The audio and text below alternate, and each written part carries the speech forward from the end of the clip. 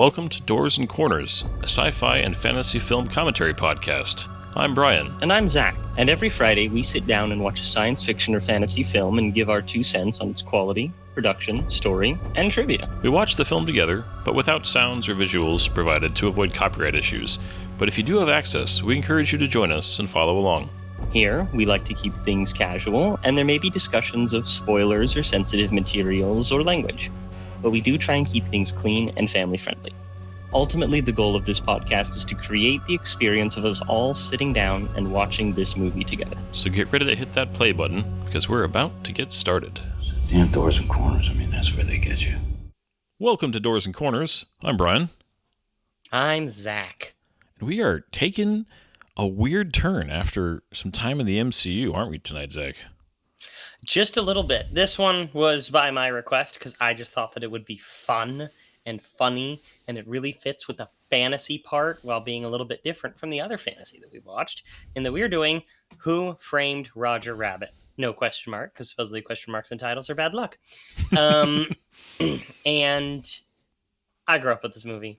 I love this movie. I rewatched it and understood so many of the jokes like I hadn't before. And I'm going to gush about this thing. It's going to be so great. How do you feel about this movie, Brian? So I would call myself neutral on this film. My mom never liked this movie. I don't know why. I think maybe my mom didn't either, and I know why. I mean, it might have been just the Jessica Rabbit stuff, but I feel like, I don't know, my mom's, as much as she is absolutely responsible for making me love film, and I am so grateful to her for that. She has interesting tastes about this. And so I didn't really have a strong opinion about it. I hadn't watched it in probably 15 years until you put it on the list. And I'm like, all right. So I sat down, and I watched it, and I watched a bunch of behind the scenes about it. And I was like, I can very much appreciate this movie. I enjoyed it. Like it's not one of those like, oh, it instantly became like a favorite of mine. But watching it, I enjoyed it thoroughly. And the behind the scenes of this film getting made, the people involved with it, kind of the, just all the drama and all the legal stuff. It was a fascinating story. So no, I very much enjoyed it. I just don't have a lot of history with it. So as much as I enjoyed it and just respect the heck out of it after watching it, I don't have any nostalgic attachment to it. That's probably the big difference. Okay. Well, you're wrong. But 100%, I understand completely. I've got no problem with that. We can't all grow up with every movie, right? Yeah, that's very true. I am not interested in the Goonies. Okay, I have no attachment to the Goonies or the Sandlot, and apparently that's just like a huge problem for me. I've been told by several people that that's a huge problem. But, as somebody who loves both those movies, it's fine. It's anybody who tells you that's a huge problem, it's fine. They're wonderful films that I enjoy very much, but they're, again, you can't. Not everybody can have every movie on their list, right? Yeah. Now, for those of you who are listening, I do apologize if there's some coughing or throat clearing on my part. We actually haven't been able to record in almost 2 weeks because I completely lost my voice. I was a little bit sick. So there might be some unfortunate, throat sounds that occur while we're talking about this tonight. Yeah, anybody who's listening to this in late February, well, it's March 1st now when we're recording this, and it has been just going around. Yeah, I've been sick. My wife has been very sick. I know you have. It's been a rough spring. It's been a rough late winter, and going into the early spring here. So, yeah, if follows us chronologically, I notice this is a little bit of a gap in our uploading. It's just the reality of the fact that we both are busy people that have work and lives and families, and sickness. So, but we're looking forward to this tonight. We're recording a little bit later than usual, but we wanted to get one done. So here we go. Yeah. Well, I'm really excited to start this movie. I think we should just jump right into it. You want to do a quick rundown, or you want to talk about it while it gets started? Well, I'll do a quick rundown from what I understand. This movie was an idea, right? There was an idea to bring together a group of remarkable cartoons. Um, From multiple IPs. this movie was floating around since the early 70s in terms of an idea. They really wanted to do it, but nobody could quite figure out how to do it. It was going to be so expensive. And they were going to kind of do it like old Mary Poppins. All right. And then in terms of merging live action and cartoons on screen.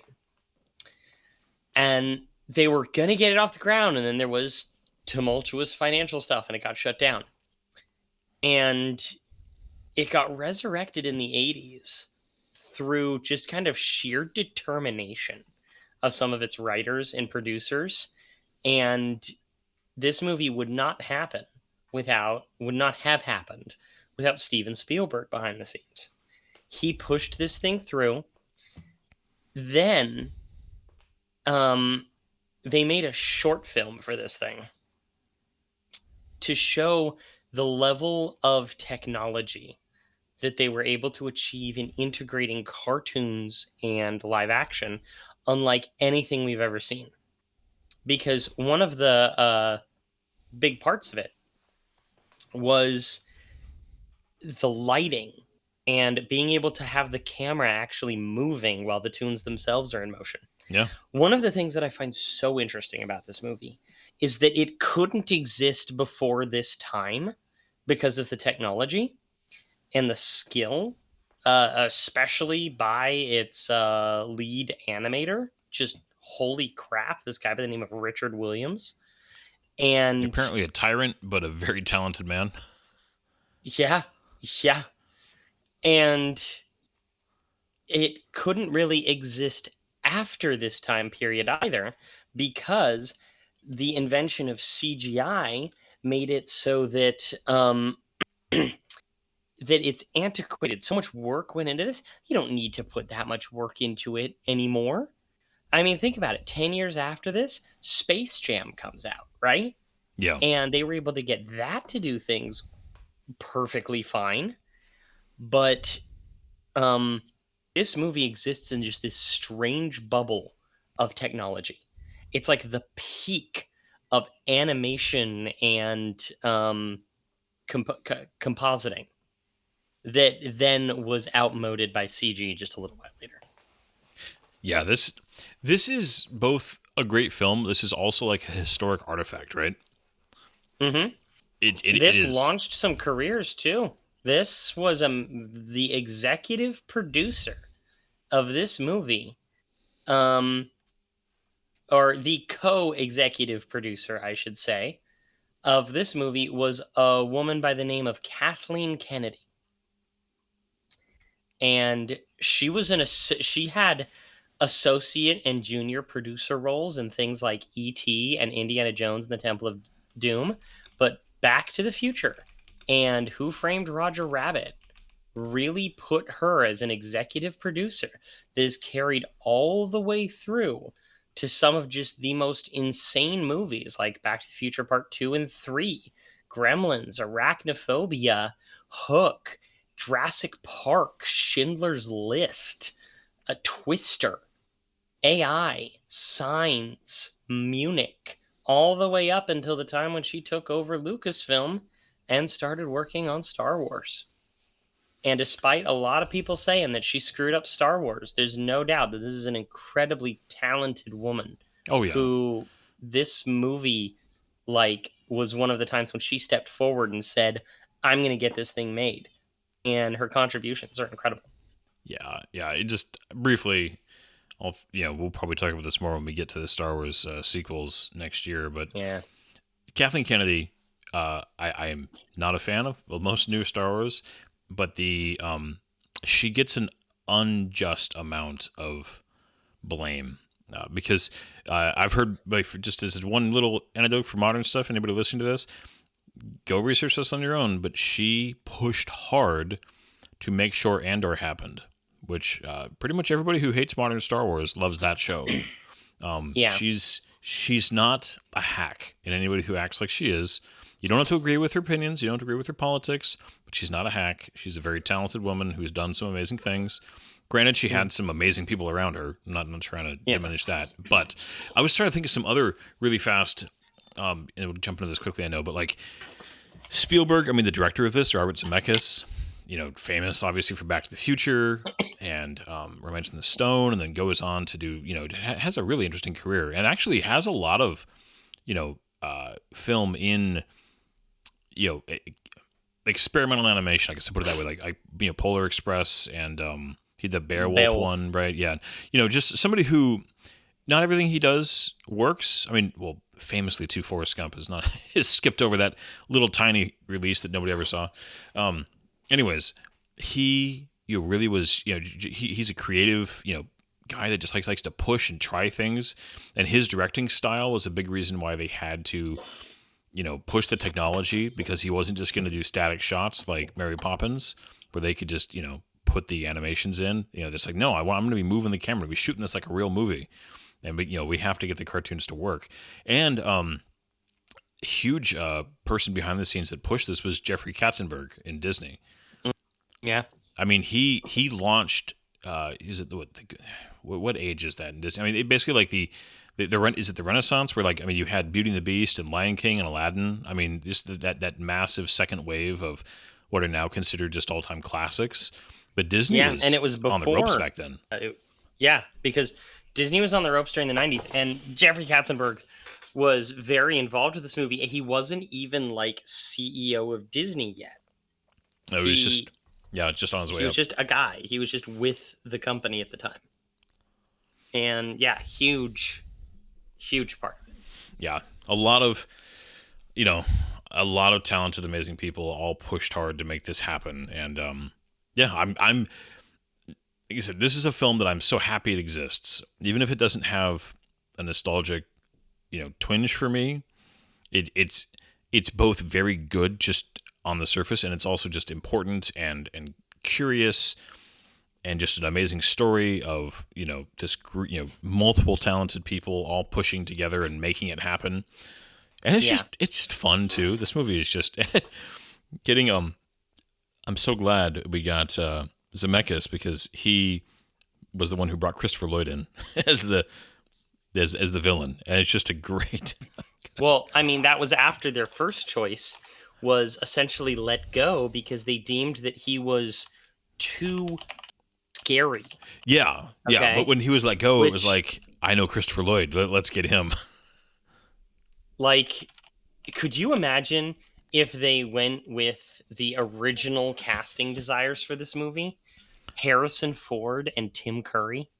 Well, Tim Curry, who's brilliant, by the way. I love Tim Curry, but he would have been terrifying. I mean, I have not actually seen the original It. I've only seen clips out of it, but I'm good. But he's a great actor.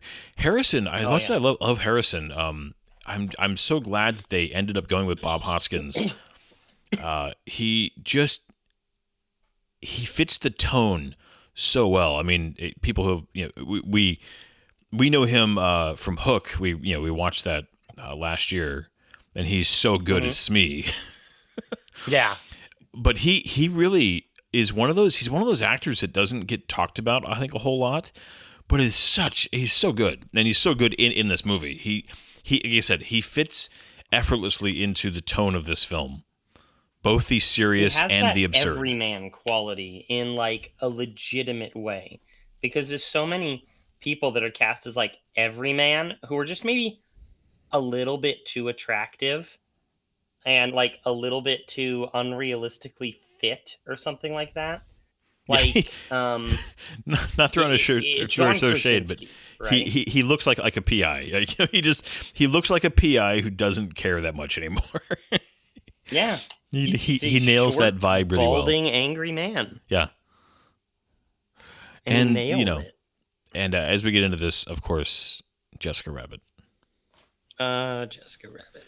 How old were you when you first saw Jessica Rabbit? I don't know, probably in my... Did she aid in your awakening? Single digits? I don't know about that, but I definitely liked her.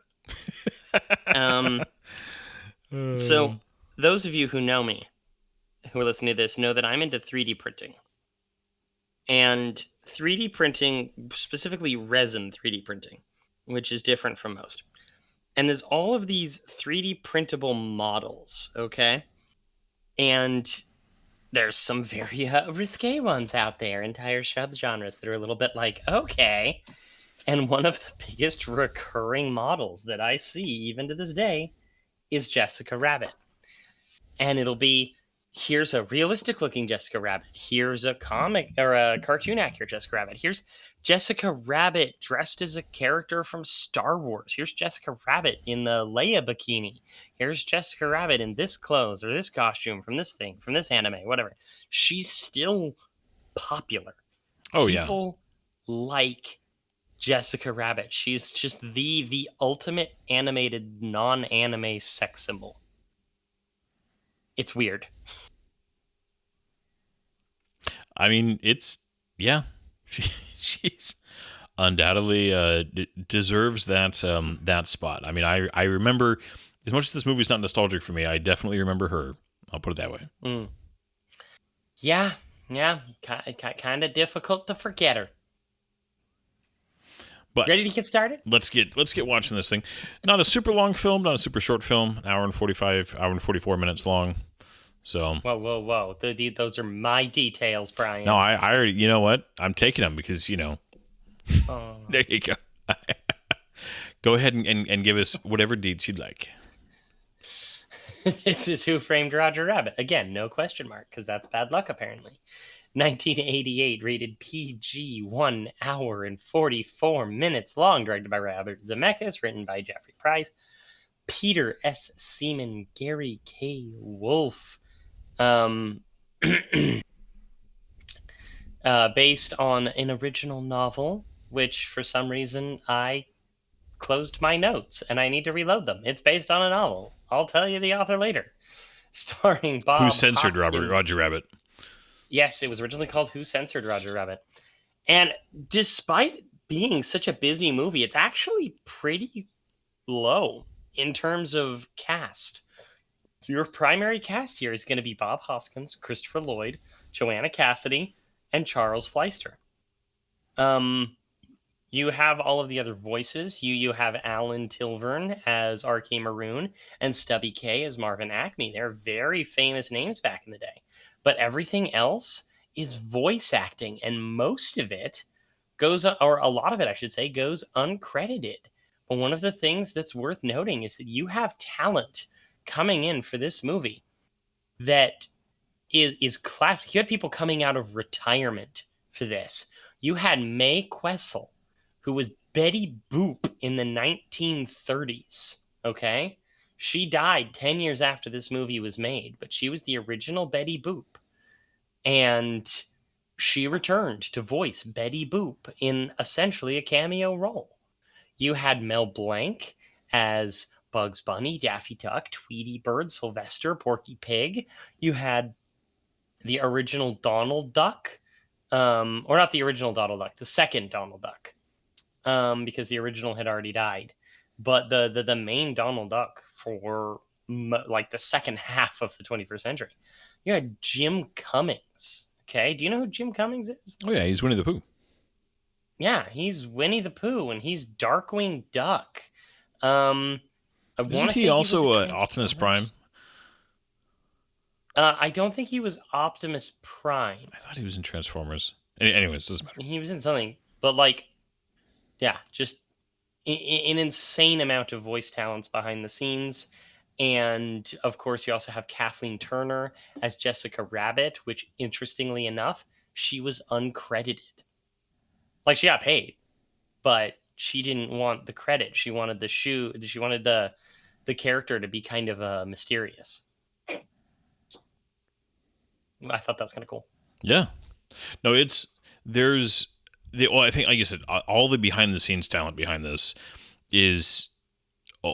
There's obviously some very talented people on screen, but the amount of voice work and the animators deserve so much of the just the applause and the attention for for the performances you see, because so many of the stand-up performances are from the tunes, both the voice work and the animated work that they go through. It's just it's truly, anybody who's listening to this for some reason that hasn't watched this film, even if this isn't your type of movie, go watch this at least once. It is absolutely worth just experiencing. Like, don't have it on while you're doing something else. Sit down, rent this on Amazon. It's $4, and just It's on Disney Plus. watch it. It isn't Disney Plus? Oh, okay. It is a Disney property. That's right. That's right. I don't know why I didn't even think to look there. I just rented it. So here we go. But yeah, as usual, please watch along with us. We're going to hit that play button in 3, 2, 1, go. Play. So the thing that this movie begins Touchstone. That's right. It was Touchstone, which was Disney owned, but they didn't want to release it, and with the Disney Castle, the Disney proper distribution, right? They were afraid that it would damage the brand. Yeah. They were afraid that Jessica Rabbit would damage the brand. And I wonder. Well, and this is back when Amblin was, at kind of the height of its power. I mean, Steven Spielberg and Amblin Entertainment were such. I mean, Steven Spielberg is still a very powerful man in Hollywood, but this is back when he was just. He was a god. The man. I mean, there's really. Yeah. I remember the first time I saw this, I thought, did I put on the right film? Like, this opening was so, like okay, I'm not. Did I accidentally watch like a short inspired by Roger Rabbit? Or, no, this is actually the opening of the film. If anybody's like. Yeah. Confused. But what stands out to me about this is that this is the most well-animated short I've ever seen. Like, the shading and the lighting and, like, the reflection on the ground, and the fact that this is at a much higher frame rate than almost any other cartoon short you're going to see. Well, you have essentially a short that got as much energy, attention, and financial support as a feature film, right? Yes and no. They didn't necessarily need it to be this crazy, but it was one of the demands, you could say, of Richard Williams, the animation director, because he was a perfectionist, almost to the point of being obsessive compulsive. Oh yeah, well his team was not his biggest fan, right? And then well, I saw some interviews with several of them, and they kept mentioning some stuff where it's just like they would go out and have beers with the guy, and he was like their best friend. You got into the office, and it was he would like look at what you were doing, and he would just tear it to pieces and say, "Start again and do it this way." He very famously has this part in this passion project film of his, called "The Thief and the Cobbler." Oh yeah, where a a guy is dealing cards, and all 52 cards at 24 frames per second. And it's a song. And he decided he wanted to change the background color of the thing. And he had the animator there have to redraw from zero 10,000 frames. Like, of cards. Playing cards. As accurate as possible. That's the type of stuff that this man would demand of his workers. Like, I'm listening to you, and I'm also genuinely like caught up in this. And I just watched this like hilarious. last week. the thing of like his mouth going over the freaking ironing board is hilarious. It's the type of slapstick humor I grew up with.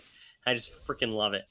Well, I mean, this hits like every cliche in the best way possible of just, over the top, Acme, just everything. And just, just the intense violence, right? That's just for humor. And, of course, babies in danger. It's funny, right? And the suckalux. Oh, gosh. All for a cookie. This Roger Rabbit here, okay? I love this. He bench presses the fridge and then it falls on his head is the best. Oh, and then of course this transition is so amazing right here. Yeah. Like, look at that. It's Just flawless. Freaking look at that. And like the background and the transition, like the whole cartoon, all the props and everything are suddenly 3D, but they have that kind of matte, Yeah. monochromatic nature, like a cartoon. Oh, by the way, that's Joel Silver, Yeah. Oh, the voice of the baby. like the director. Yeah. Joel Silver, not the director of this, but a different director who famously had some feuds going on with other people involved, but he was friends with Spielberg and got this little cameo as a joke. He's an actual director and producer of some significant might. Yeah. I love this. Okay, in the back, the legs. There's somebody on stilts on the mom's legs. Yeah, because that's all you saw in the shot. Yeah, but like the shadows. Okay. That are on the tunes. Well, So good. Yeah, they got the lighting. Just I know that one of the things that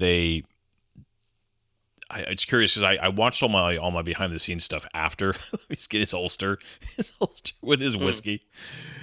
Oh man, but I know that they struggled with. I'm kind of going to be looking for it this time because I saw it after I watched this that they did struggle with eye lines and just understanding how important that was, and they have to kind of continue to. They had to shift the animation around on a regular basis to try to keep the eye lines correct because it is such an important thing, and there's a whole reason why, right? We have somebody behind the scenes of Ian McKellen looking at a tennis ball in order for special effects to happen, right? But yeah, this was one of those films where I guess they really came to understand the importance of that, after they had filmed a lot of it. So I found that really, really interesting. Yeah. This older guy here, this actor, what was his name again? He's that old man there. No, his name is Alan Tilvern. Okay, he's one of those guys that showed up a lot in this era. Usually it's the same type of character, but I love even like the wall paneling gives it just a little bit of a kind of a I don't know, just an interesting texture in the background.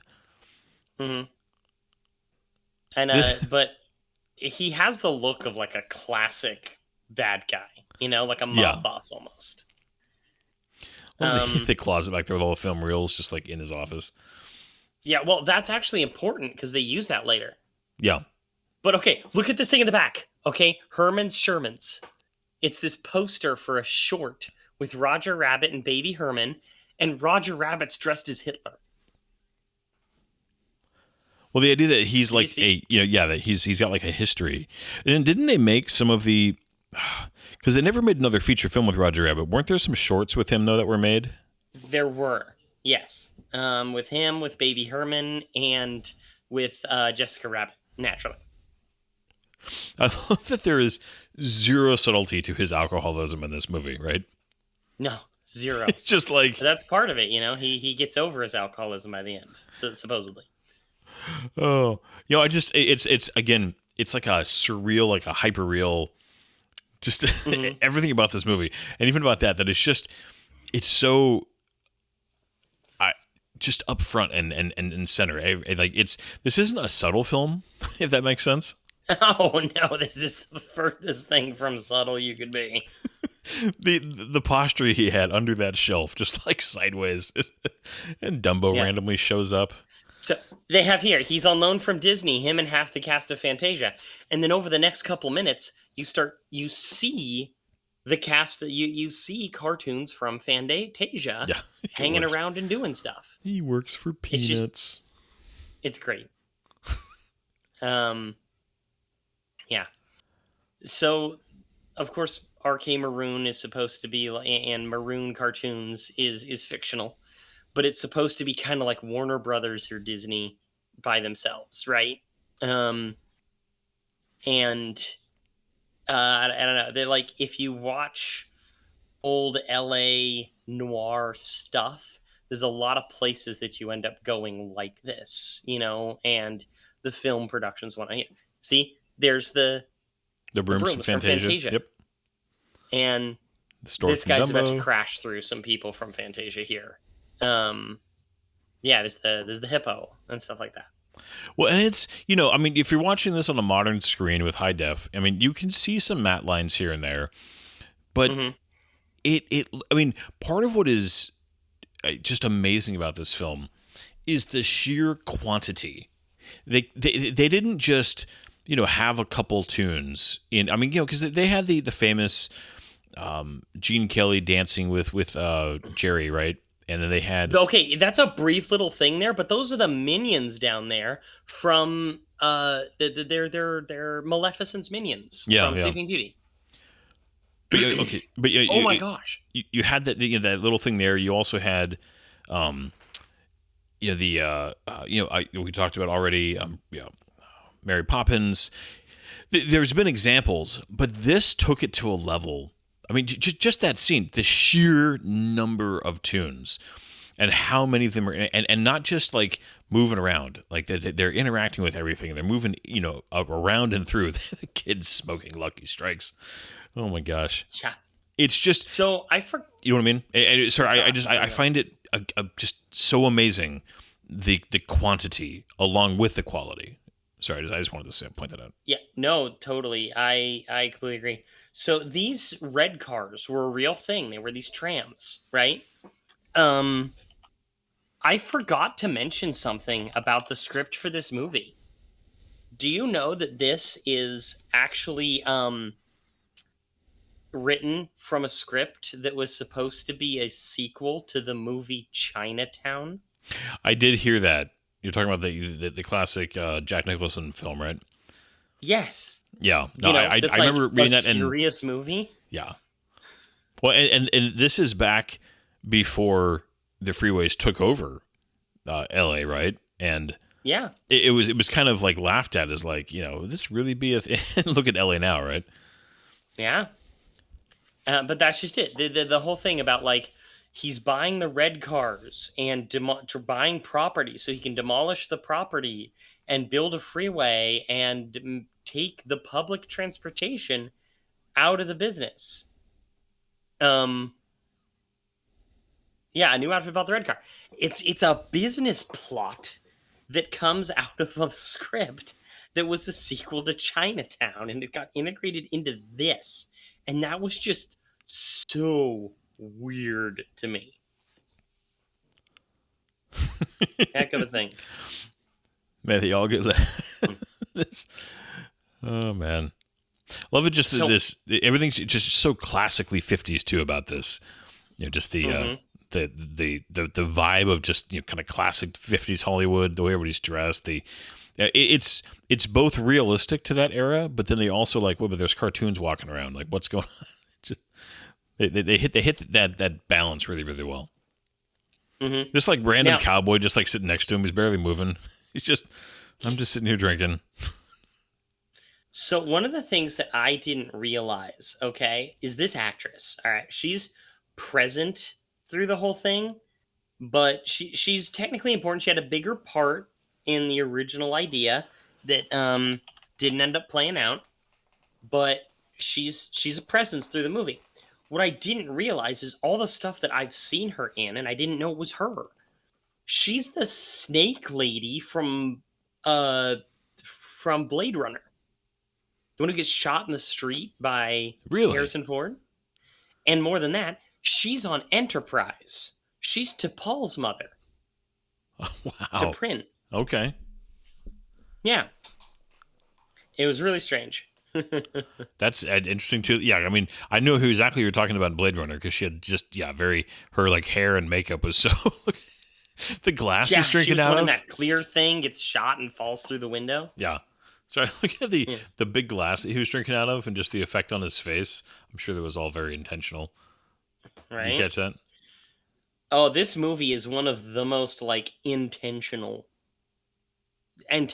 directed films ever.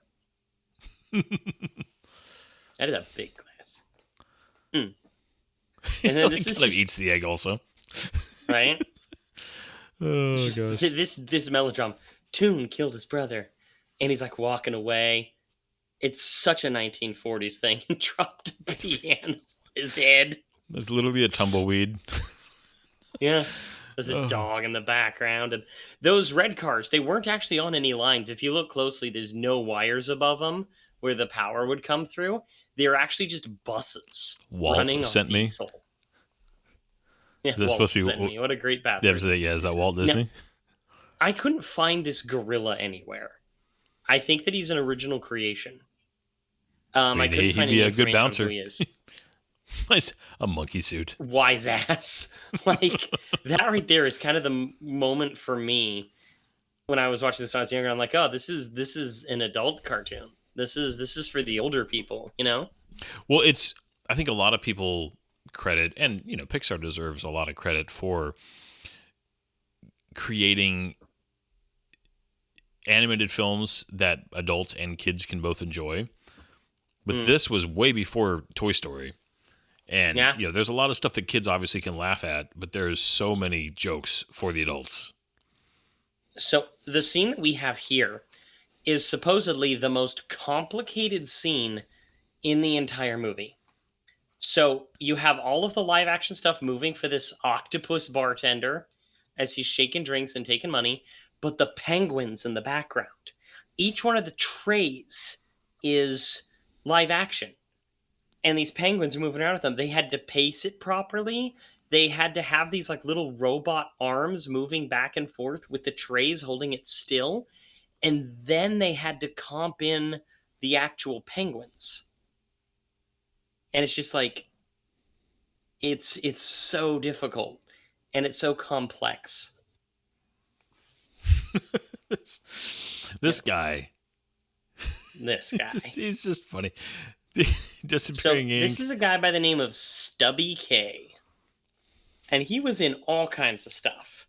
He was in like Guys and Dolls. He was a crooner. He's described as a sunny, lovable tenor with his butterball frame, is the way that IMDb describes him. Oh, I love this.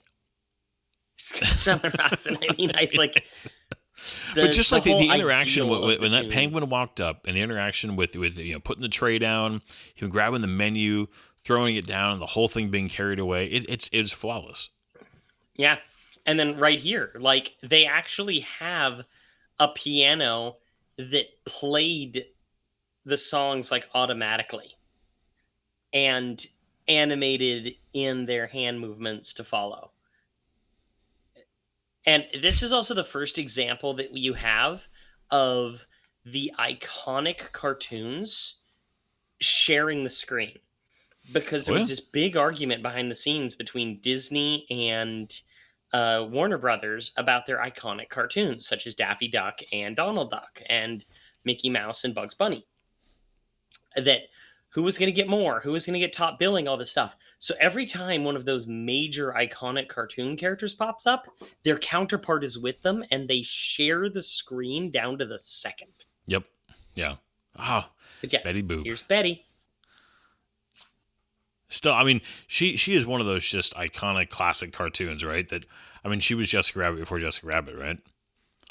Just classic. I mean, sexy, she was just mostly from like 1930 to 1938 is considered her heyday.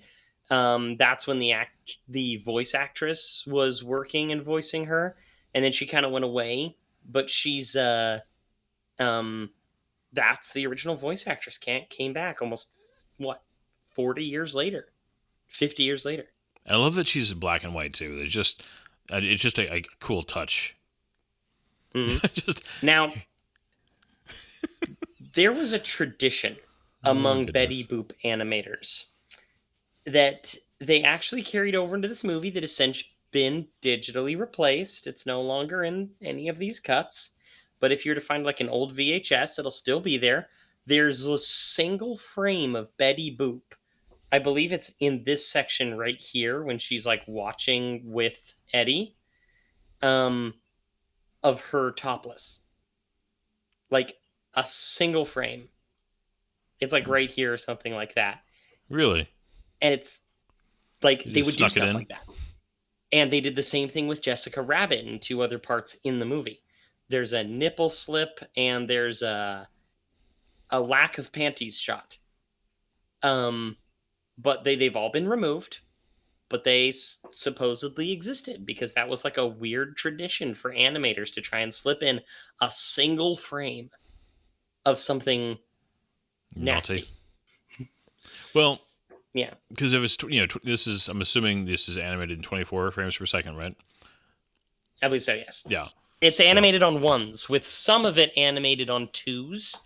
But Richard Williams demanded it be animated on ones, but they had a second animation department that he actually really hated. That an assistant animation director started to kind of go behind his back and let them animate certain parts on twos. Yeah, 12 versus 24. Yeah. When she was sitting on his lap there, just again, the interaction with his jacket and his sport coat and his hat. I mean, there's a few times where she touches him where there's no, fabric interaction. But for the most part, perfect. The tie in her hand. Oh my God. Yeah, it's so good. It's just, again, the technical achievement, like the amount of work on display here. And this is where nothing against the amazing artists working in CG, because they are brilliant masters of their craft. But the work it took, the collaborative work to make this happen, is something that is you just don't see anymore. It's a lost art in a lot of ways, right? This is almost like a monument to a way of doing this that you would almost have to relearn it if you wanted to do it again this way. Jessica Rabbit here was mostly inspired by two people, including a woman by the name of Veronica Lake, who I found out her actual name was Constance Frances Marie Ackelman, but went by Veronica Lake. She was like the femme fatale in a whole bunch of noir films from the 1940s, and just in that kind of work. And she had that look of the showgirl and the flowy hair. And the other inspiration was Rita Hayworth, which anybody who's a fan of like Shawshank Redemption, okay? Rita Hayworth was that poster. They're watching her in the movie theater and she does the hair thing. She's iconic, especially for 1930s, 40s, and 50s. And they were the main inspirations behind Jessica Rabbit, though obviously they supplemented. This whole... Oh, man. Talk about just... I mean, innuendos on innuendos. And at the same time, just... things are not always what they seem. I did not understand this when I was a kid. And it took me a while to realize when I saw this as an older adult that, like, they're just playing patty cake. They're not having sex. They're just playing patty cake, but they're making it seem like they're having sex. And it's so weird. Patty. The interaction with the blinds right there with Roger Rabbit. Yeah. And just all the stuff on the desk when he moves, just pushing around the phone and the binders and stuff. It's just, And I love the way that the animators, after the fact, were able to get things like move the cartoons so perfectly with the environment. Like he slammed his head down there and his ear draped in between like the pen holder and the nameplate, and it actually like deformed in the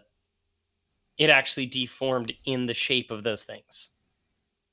And a little flip book. There's also just the underlying idea, right? That Jessica Rabbit and Roger Rabbit, and Roger Rabbit, like the one that Rabbit is his last name, which is what Jessica Rabbit's, married to him, so that's his legal last name also, apparently. Yeah. And the idea that apparently he's got something that keeps her engaged, right? She says it. He makes her laugh. Yeah. And I like mean- this is actually an important moment because they call back to this and use it as a plot point later. So you should not give Roger Rabbit alcohol. Yeah, do not give Roger booze. I needed that. Yeah. What Yeah. that office smell like? I know, right? But this is a very classic kind of just the tropes of that era. It's so good in the way that it's done. Like it feels like such a 40s thing, and the big overcoat and the ugly ties. Did I ever tell you about my absolute hatred of Paisley? Paisley. Paisley. I, It's the design on a couple of his Oh. ties here. yes. Sorry. I'm like, what are you talking? Yes. You're talking about Paisley's on clothing. They like. Yes, the weird Yeah. little like freaking amoeba looking designs. I know what you mean. They're Yep. up there with like ninjas and dream sequences. I love the outline. That's great. Like the cartoon logic applied to the real world. to real world is so good. Like freaking here we see the portraits. It's a whole bunch of people, including one that looks just like Steven Spielberg. It's a blink and you miss it little thing, but there's all the portraits in that one little picture that he has with Jessica. Also, one of the things that I caught while rewatching this is we're about to see a whole bunch of stuff with his brother and actually glimpses of photos that tell his family history. And the fact that he grew up in the circus. This character was a clown, literally, growing up. And that's just so bizarre.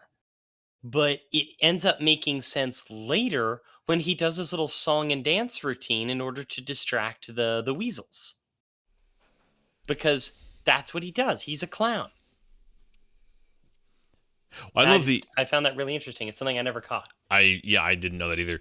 That's where there's a lot of details I definitely don't know about, or at least didn't catch. I was looking forward to watching this with you because I know you point them out in good ways. I love the details of his just the office. It's overdone, obviously. Again, not subtle, but the half of the office that's covered in cobwebs and very just kind of tells you a lot in a very over the top way, but does inform you. Oh yeah, the dust, dude. Like, look at the dust on this thing. Yep. Also, pay close attention to the papers right here, the newspapers. So you have Valiant crack nephew kidnapping. It's the Ducks. It's Donald's nephews. Okay. Goofy cleared of spy charges. That's hilarious. Okay. New clowns. Yeah, There you go, right you there. see him there with the clown noses, and then you go up and look. Ringling Brothers, Barnum and Bailey. They were clowns growing up. And it makes a lot of sense, you know? Clowns to PIs. Yeah. Clowns to and then the cops to transition PIs. back to him, sleeping. It's just, it's, It's effective. it is. The idea that he drank that entire bottle. Oh my gosh. Right? Dude, I could not imagine drinking an entire bottle of the hard liquor. You'd be dead. Maybe Yeah. guys in the 50s just had stronger livers than we do these days. No, they just died younger. He's supposed to be like 35. In Well, this yeah, thing. I'd say, yeah, that's why they all looked like they were, 50 when they were 30, right? People are always talking about it's like, oh, you go to those old 60s and 70s movies, they had adults playing teenagers. No, teenagers just smoked so much that they looked like adults. It's a hard life. So you have that guy there, all right? Lieutenant Santino. Do you recognize him? I sure I've seen him in something else, but I do not remember what. You're going to see him again in a few weeks. Imagine him getting telekinetically choked, okay? Oh my gosh. Yes, Yeah. he's Yeah. General Motti. No, he's Piet.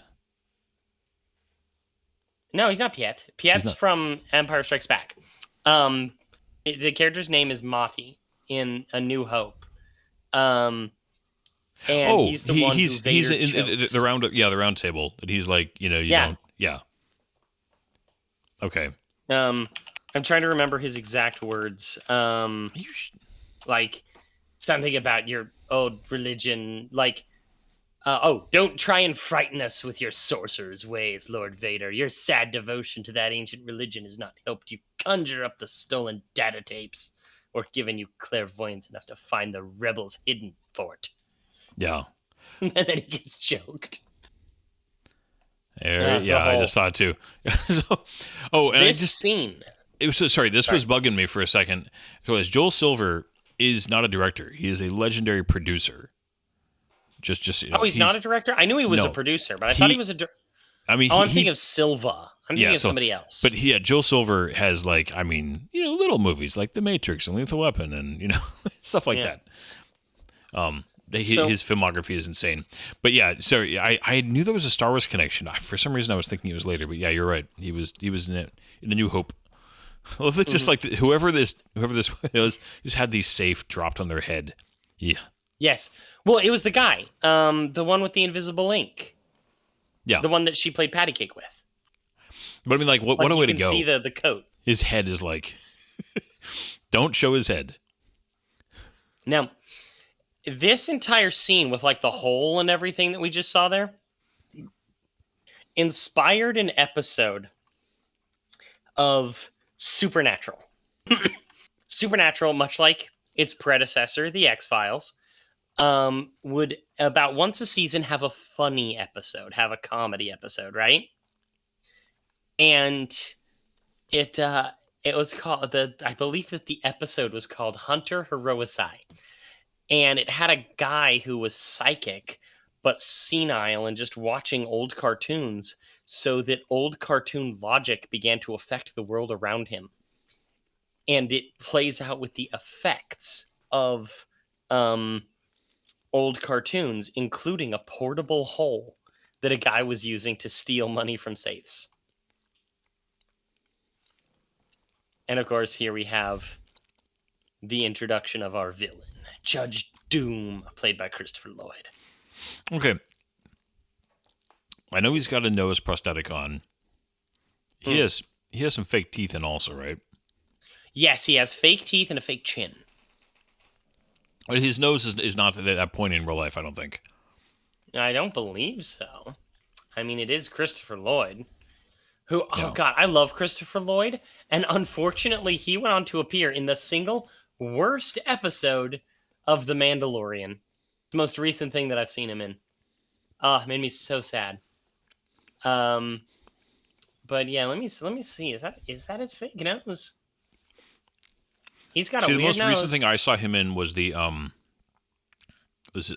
Nobody, the action film, like the 1 and 2 with oh gosh, I forgot his name, from Better Call Saul and Breaking Bad. Yeah. You know what? That might not be a fake chin. He's got a weirdly pointy chin. See, I think that's I think that's his chin, but not his real nose. Let me see here. Does he have that cleft chin? No. Okay, so that's a fake chin and a fake nose. Okay. Yeah.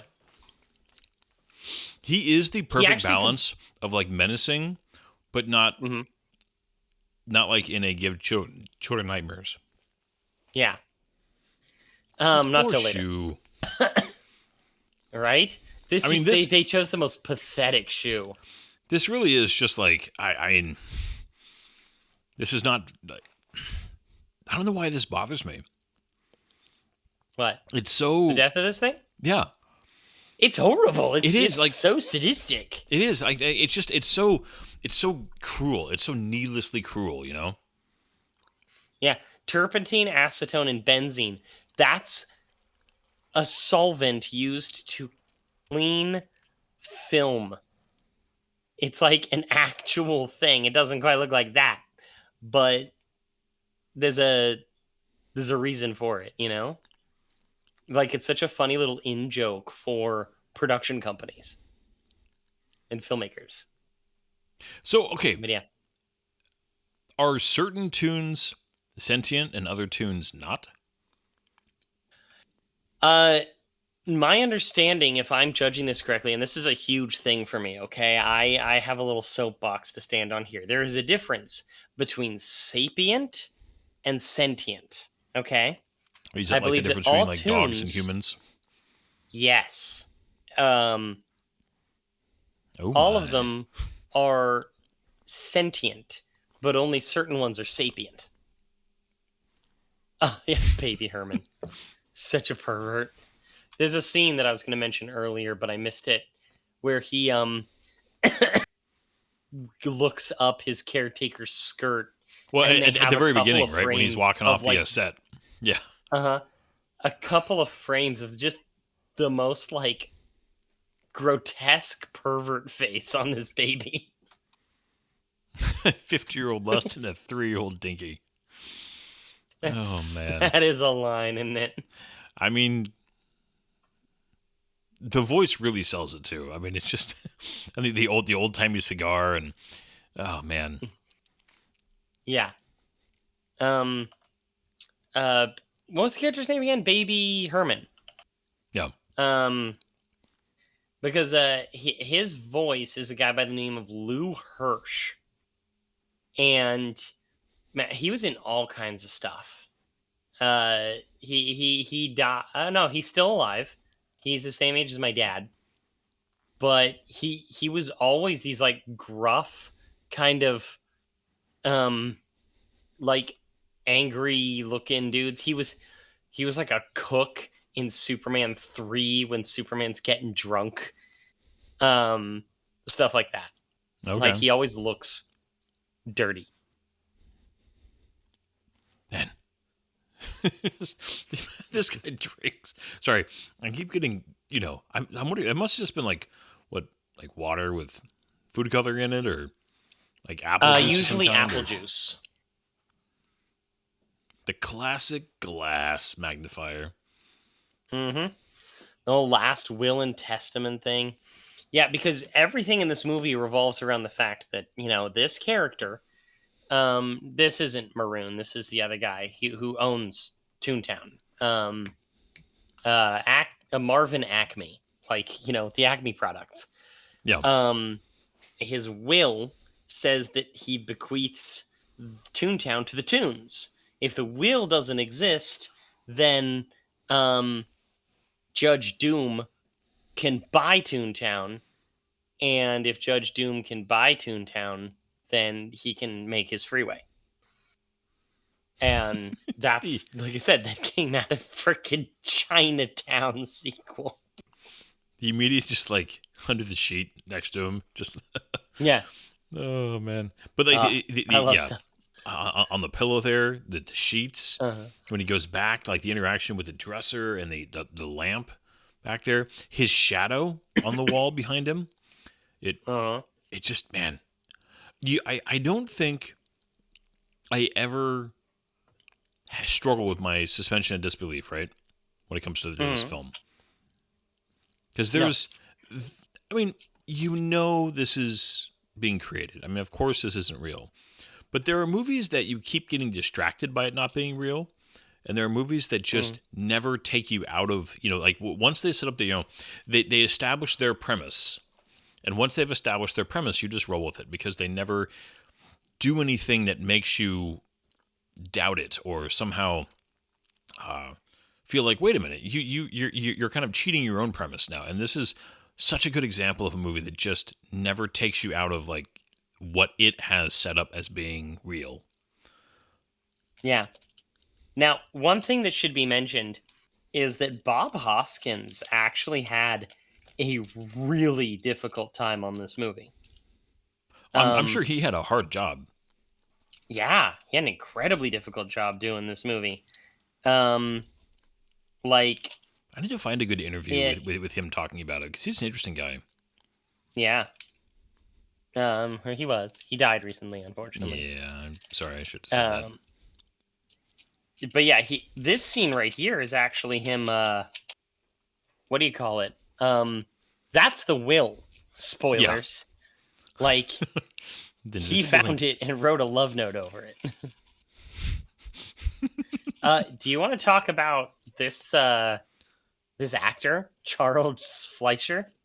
Well, he's like an insane person. I mean, not really, but because he came on and he would like he had a costume made for himself and was like on set doing like lines and doing. I mean, he in some ways he was kind of the Andy Serkis before Andy Serkis, right? A little bit. Look at the didn't need to fingerprints. be on Sorry, set. on the chair Yes. there. Uh-huh. Like He left there's- fingerprints. He left fingerprints on the dust. I just Yeah. again that's the detail, the attention to detail in this film. Gosh, sorry, I keep getting like distracted in a good way because it's just so good. That's the closet. He's sorry, I'm like ahead of the scene here. That's the closet. Stupid. But so he didn't need to be on set. He was so into this role. He was so into this character that he's just like, I'm going to be on set. I'm going to do the voices so that way they could properly act against each other. And he asked for a rabbit costume to be made that he looked just like Roger Rabbit. It was really weird looking to look like a dude in a cheap cosplay. And he was on set. And he actually made people who would come by the set think that that's what he was going to look like in the movie as Roger Rabbit, and convinced them that this was going to be like Howard the Duck or something. Like this is going to be the worst movie imaginable Okay, because they thought it was going to be a guy in a rabbit costume.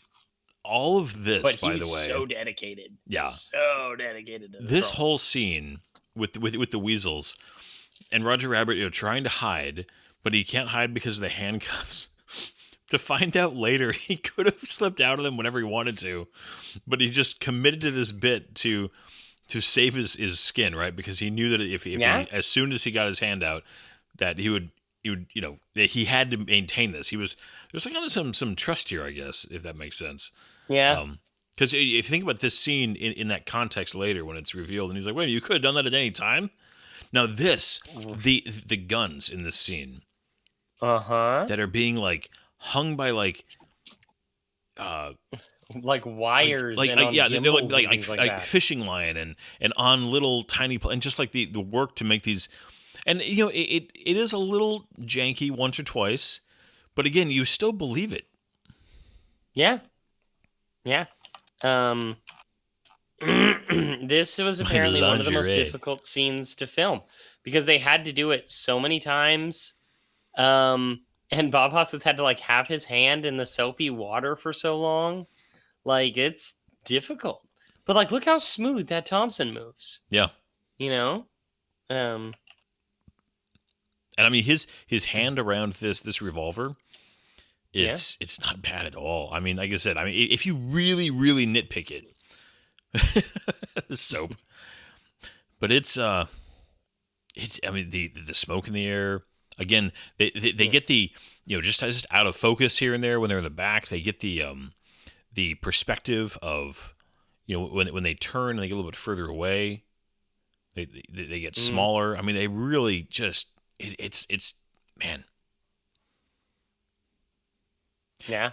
I like that. And here we have this the- also like, it look at that. sets up it sets up the major plot. I was going to say convenience. That's not what it is. It's the opposite of convenience. That I'm glad they did the scene because then at the end when they kind of solve the problem with the hyenas, it's been set up here already. Yeah. It's the They weasels. can laugh themselves to But death. it's the Chekhov's weakness. It's like the little Chekhov's gun.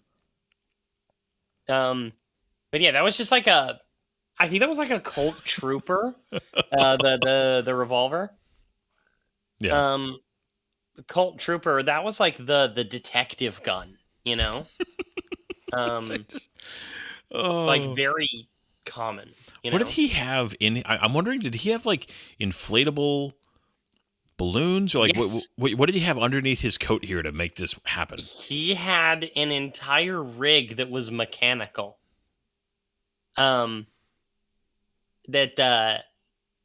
That was just moving around the whole time. including balloons and everything. Is that a rabbit in your pocket? And matter of fact, it is a rabbit in my pocket. Old speakeasy stuff, which is always cool. Oh my gosh, this is interesting. The gun that the Weasel had was actually a Colt Trooper Mark II, and another one carries a Colt Trooper Mark III. That's like what's that word? An anachronism?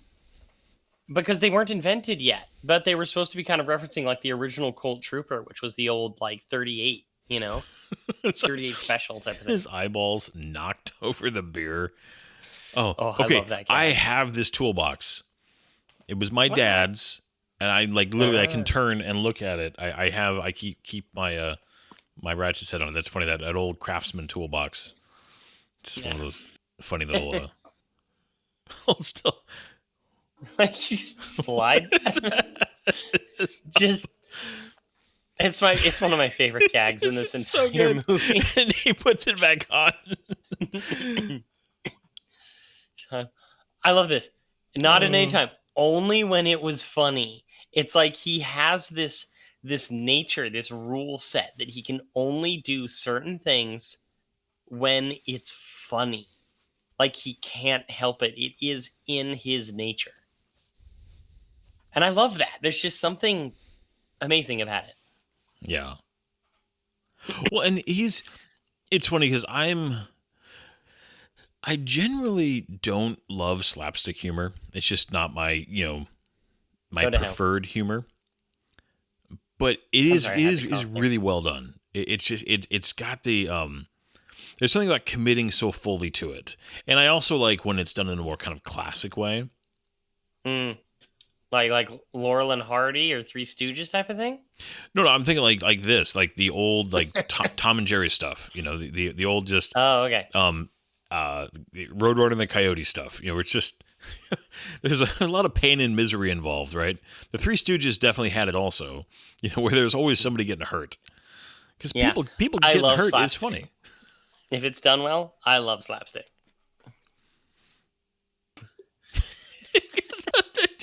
Using a file to essentially scratch between his ears, and the implication that he has no brain. He has no brain. Oh my gosh. Like, this is such a weird scene to me. Like, it's so gross. He's so grossly hairy. He's like a Lord of the Rings dwarf. Oh, in the mirror. Yeah, I mean, her interactions with the mirror, holding it there. Man, she's something. Yeah, this is a haze to the corners, or to the lines, I would say, in some scenes. That aren't quite matte lines, but they're also not matte lines, Not bad. I'm just drawn that way. My sister had that as a bumper sticker. It was weird. Only a cartoon can keep a dress like that up, right? There was a lady at my work the other day. Either that or lots and lots of double-sided tape. Yep. Oh, let me tell you. Yeah. What's funny is her face is actually very I don't know how to describe it. It's not the focus, right? She's very tall. No. Her face is a little bit anime, actually. Yeah, I'm saying the main difference is the lips. Big eyes, they're really high. The jiggle physics. The freaking smacking physics. Your head accidentally into like. Oh, I know it's just bad, but it's also hilarious. It is. My wife was like, so how are you guys going to keep the conversation appropriate on this one? I'm like, it may not be, honestly. We'll see. Yeah. Literally got you with your pants down. Right. But yeah, she has the big eyes, the very tall forehead. Her hairline nose is back. Yeah, and tiny little nose. So it is very, yeah. Her design was honestly ahead of its time for toon women of the era. Yeah. I know of multiple anime characters that people have said were inspired by Jessica Rabbit. Like, it's this cyclical little thing. Here's the plot. Uh-huh. Yeah, here's the ticking clock, which is just necessary, right? Santa Monica, I'm looking at the red cars back there too. Long Beach, Yep. Santa Monica. Yeah, And they got the classic fedora. It's even got a little bow on it. the manhole cover. I love the one weasel that has like a straight jacket and crazy eyes. Yeah, here we have another one of those things, like very all complicated. the props that have to move around in this scene. Yeah, you see this on film and you're like, okay, you're animating this rabbit around, but all of the things you would have to plan for and make happen would just be, I mean, breaking these plates.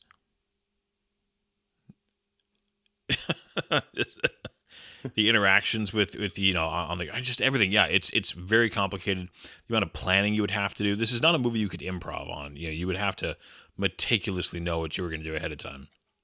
Yeah, like I cannot imagine.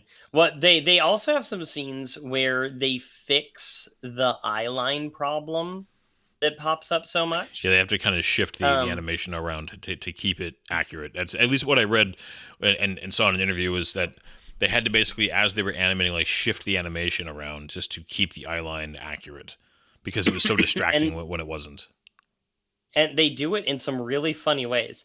They even have one moment where Roger just straight up moves along in order to match his eyeline. And I don't know, I thought it was really good. Really interesting, I should say. The way that they have him move around like that. I'm looking for a murderer. Christopher Lloyd plays this so straight too. So okay, that's what I don't understand. Does he have like authority somehow? Like, he's a judge. Oh, that's right. They even have the little section where the guy's just like, how does he become a judge? And he said that he threw around a lot of money that he got somehow and bought the election. Like, it's not a small feat what he did. Yeah, this is like the scene in Jaws almost. With the nails on the chalkboard, you know? Oh, dude, just like this guy obviously like lost his arm in the war. Just it's so menacing. Just that. Oh man. Yeah, the nails on the chalkboard is not a fun moment. You see, you.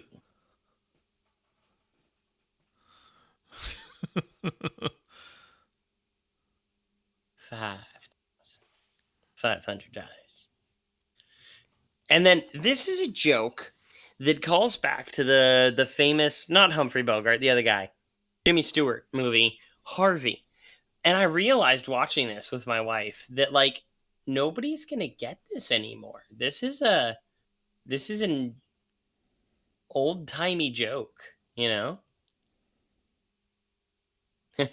Like, say hello, Harvey.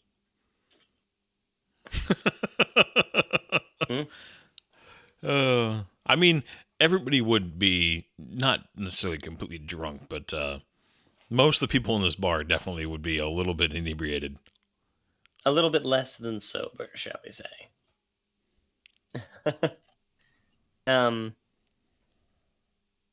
The shave and a haircut thing's also an interesting touch. Like, they create like a psychology of tunes almost.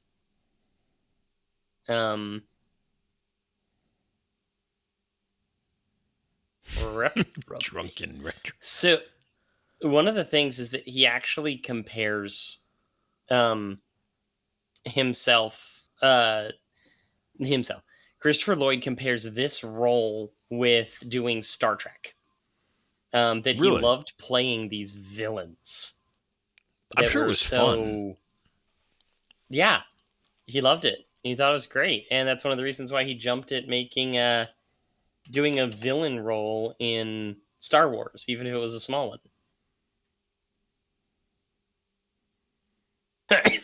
Yeah, he's just because he once he got into the 90s and the 2000s, he didn't act nearly as much. He was much more active behind the scenes as a writer and producer. He worked like behind the scenes on Frasier for like 10 years as a writer, and then he was also doing some other stuff. Very very creative guy. But Yeah. I do wish we had gotten more performances out of him. Well, I mean, his big start was on Taxi. Taxi, Like yeah. he was, Yeah, the show he back was then. a Oh, he was sitcom huge. star, you know. Yeah. But yeah, he definitely stepped away.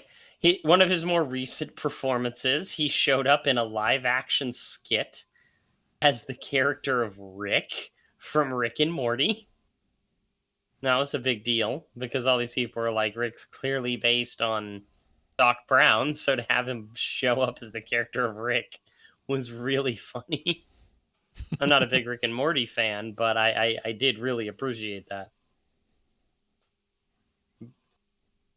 He is also one of those that unfortunately I'm kind of expecting to hear is kicked off any Yeah. day now.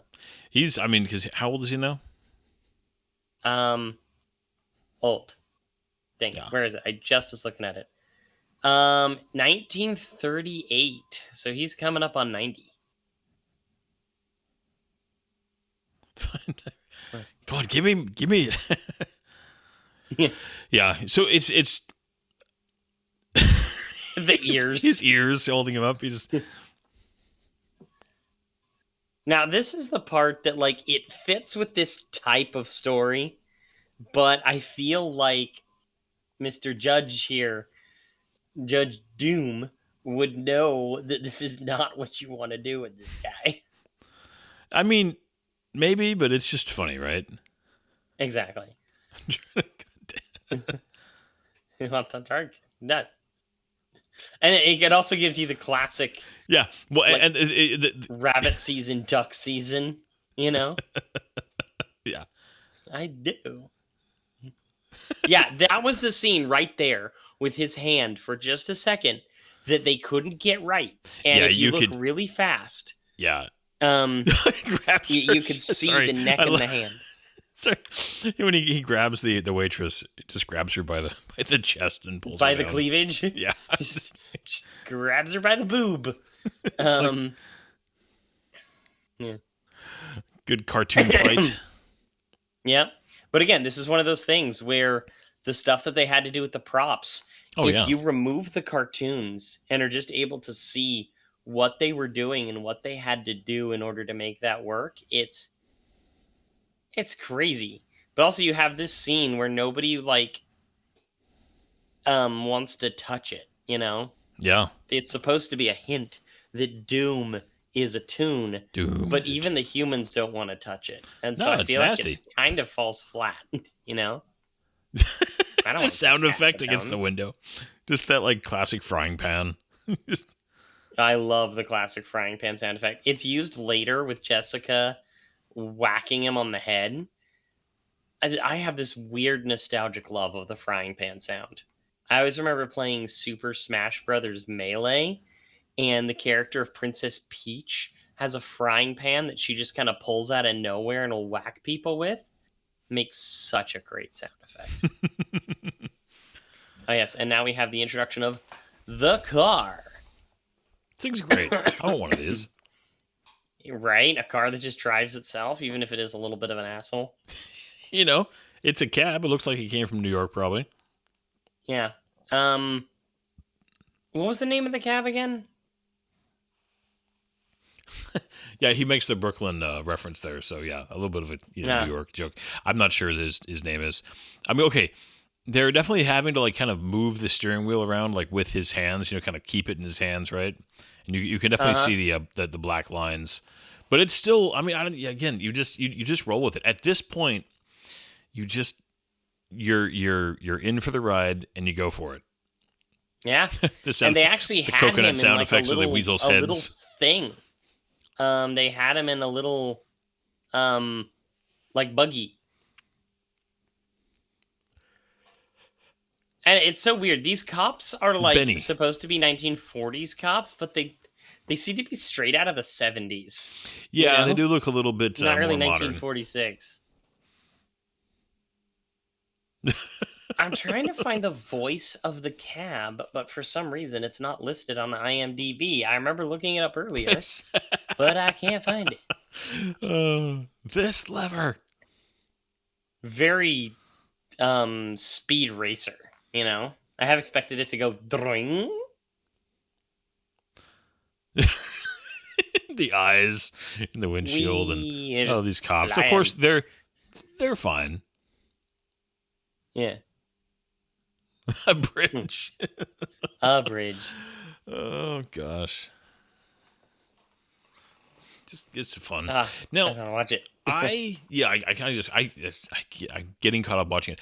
The one part about this movie, weirdly enough, that I kind of not doesn't fall flat. It's effective. Just for some reason, I didn't enjoy as much as when he's actually in Toontown. Yeah? I don't know. Why's For that? some reason, it was just maybe it was just a little oversaturated all of a sudden. Maybe a tiny bit too. I don't know. There was something about it that just took me out just a tiny bit. I don't know if I'm making any sense. I'm not saying it's done poorly. I don't have any objective criticism for it. It's just because that's coming up here in just a few minutes, right? Where they get into Toontown. Mm-hmm. Okay, they're talking in the theater. This does bug me a little bit. Yeah. A-holes. Yeah, I feel like child molesters and people who talk in the theater, they go to the special hell. The special hell, that's right. For those of you who are unfamiliar with the special hell, go watch Firefly. And specifically, Mrs. Reynolds. So, Roger Rabbit and Benny the Cab. The reason why I couldn't find who voiced Benny the Cab is because it's also Charles Fleister. So, Roger Rabbit and Benny the Cab and two of the Toon Patrol are all voiced by the same person. Okay. So that's why I was looking Yeah, we around got that. for it. It's somber story time. The tragic backstory. Dropped a piano on us from 15 stories. Broke my arm. That's all he got. I mean, if a piano falls on you and all you did was break your arm, I think you got off lucky. I always remember, I think it was Zombieland that had the zombie kill of the week in it, and it was a nun who drops a piano on a zombie. Was that something Zombieland like that. or was that? Yeah, that was Zombieland. Yeah. Yeah, that was a funny one. I like stuff like that. Dropping No, pianos on the things. first Zombieland, I actually never saw the second one, but I did enjoy Zombieland quite a bit. I never saw the second one either. Yeah, it just didn't interest me. It was kind of too little, too late. And having grown up watching Abigail Breslin and things, it felt really weird to see her as like curvy, busty, sexy. Like, no, Abigail Breslin's a baby. From Signs. She needs to go back to being that. Okay. Yeah, I remember both Jesse Eisenberg and Owen oh my gosh. I'm losing my mind. What's his name? Yeah. Come on. It's Not Buzz, but Woody. Woody. It's not Woody Allen. Woody Harrelson. Woody Harrelson. I'm like, sorry, I can picture his face. I can hear his voice. I see him in Cheers, and I'm like, what is his name? Woody Harrelson. They're both actors I enjoy very much, and I like Jesse Eisenberg playing, somebody who's less serious, if that makes sense. He's a serious character, but he's not playing Lex Luthor or Mark Zuckerberg or somebody who's like somebody who's a little bit more lightheartedly serious. So it was a role that I enjoyed a lot for him. But this whole and again, the interaction with the rope there is good. There's nobody else in this theater also. Yeah. You see, I never really enjoyed Jesse Eisenberg, to be honest. He's always been a little bit weird to me. I think that he's a very specific type of actor. I think honestly a really good actor, but he makes interesting choices. But I think that he was really good in that film. I agree with that. Just I'm also mad at him for being Lex Luthor. Yeah. I also I will sing the praises of Social Network as a film, and his performance I think is just amazing in that film. Exceptional, for sure. He's one of those actors who can actually deliver Aaron Sorkin dialogue, which is not every actor can do. No.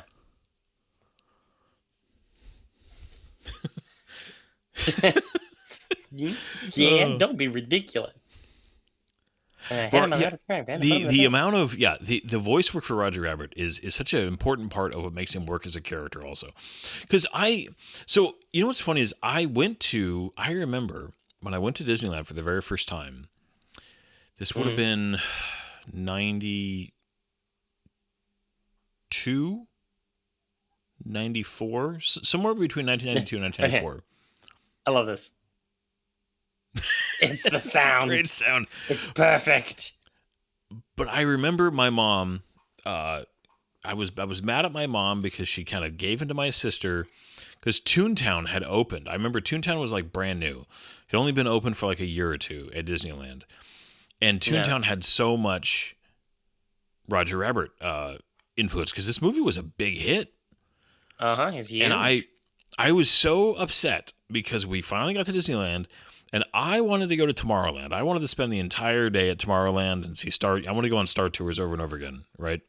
Yeah. And we spent well over half of our entire day in Toontown for my sister. And I remember I had not seen this. I mean, I'm not sure if I had seen this movie yet. If I had seen it, it was like once. I just remember being like, it's Roger Rabbit everywhere. And I was like mad because I just wanted Star Wars stuff. So I actually had a weird like frustration with Roger Rabbit when I was like 10 or 11 years old. Yeah. Now, I remember Roger Rabbit because we didn't go to Disneyland very much or anything like that. But the classic. Okay, the soda and then that punch was so like he like wound it up before you like hit him. Yeah. Anyway, sorry. Go ahead with your Disneyland story. Okay. No, it's not a Disneyland story. But there was this movie, I want to say it was like Cats Don't Dance. It was this like animated movie from the mid-90s that was a musical about like animals that are trying to be actors. And one of them's Richard Gere.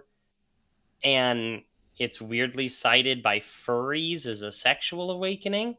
Okay. It was like a Zootopia of its own time.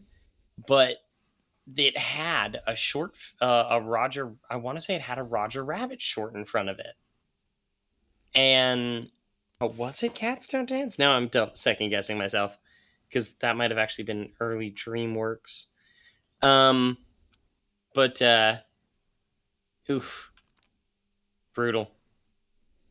That's actually a single action army, a special one. But what's really interesting is this little gun that he took from Maroon here. That's the predecessor to the Colt 1911. It's a hammerless Colt 1903. Like a gold plated or nickel plated or whatever that thing is. And he uses it a little later, I think. But that's a neat little gun. Yeah. Nothing like insane, but it was like a. Well, it's also just a 38.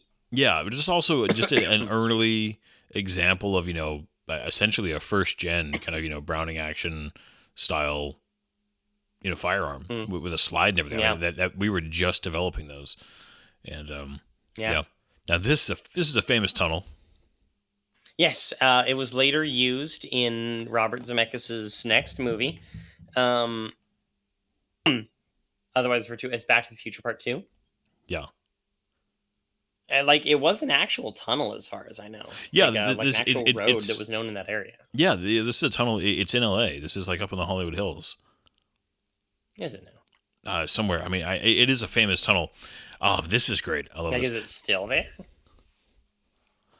I was watching this with my wife, and she was just like, would this be considered racist by today's standards? Oh, the bullets. Yeah.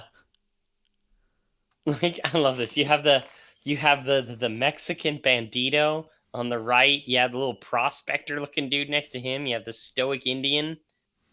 I feel like Um, because it has all of them, it kind of works, right? Yeah, I love it. And then if you looked at the gold plate or the nameplate at the top that you saw briefly, it was a gift to Eddie from Yosemite Sam. I love that. Yeah, I want a gift that's from good Yosemite stuff. Sam. But yeah, this, I mean, Right? this whole tunnel sequence in Back to the Future was, just such a cool sequence. And then it's a good looking tunnel. Mm-hmm. And that actually does remind me that this is also the hatchet. music of Alan Silvestri. Yeah, this is Alan Just Silvestri. like, Back to the Future and Captain America and the Avengers. Dun, dun, And I feel like you can kind of dun, tell a dun, little dun, hint of Back to the dun, Future. Yeah, definitely. Just a little bit here. This was always so weird to me. Like, I remember as a kid, this was unsettling. Yeah, see, like- it's just like, Yeah, it's so weird. and so this is where I feel like Do- that's what I mean. Like, I don't have any objective criticism, but it's just like, it's just too much for me. It's just a little too much. Yeah, I think that's the point, though. Yeah. But okay, Naked babies I flying love around. that thing, like the blurring that it did. That was Well, so clever. Even when he's out his window, like on the side window where you can see like where there's glass and there's not, where it's like, part of it's, fuzzy, part of it's clear. Yeah, well, that's what I was saying. Yeah. I love stuff like that because there's a couple of Overused scenes gags. where they do that. Acme Yes. overused gags. What a great joke. Yeah. And there's so much that you see here. You could pause this at any time and dissect who were these characters? What cartoon are they from? When did they appear? What group were they with?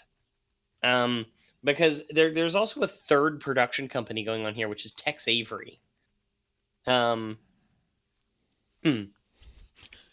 there you have a slight reference to Alice in Wonderland with the thing having a This dog. the button having an eye or having eyes like the doorknob in Alice in Wonderland. Yeah. Okay, what's it? This is Who does the Droopy voice Dog, of this right? dog?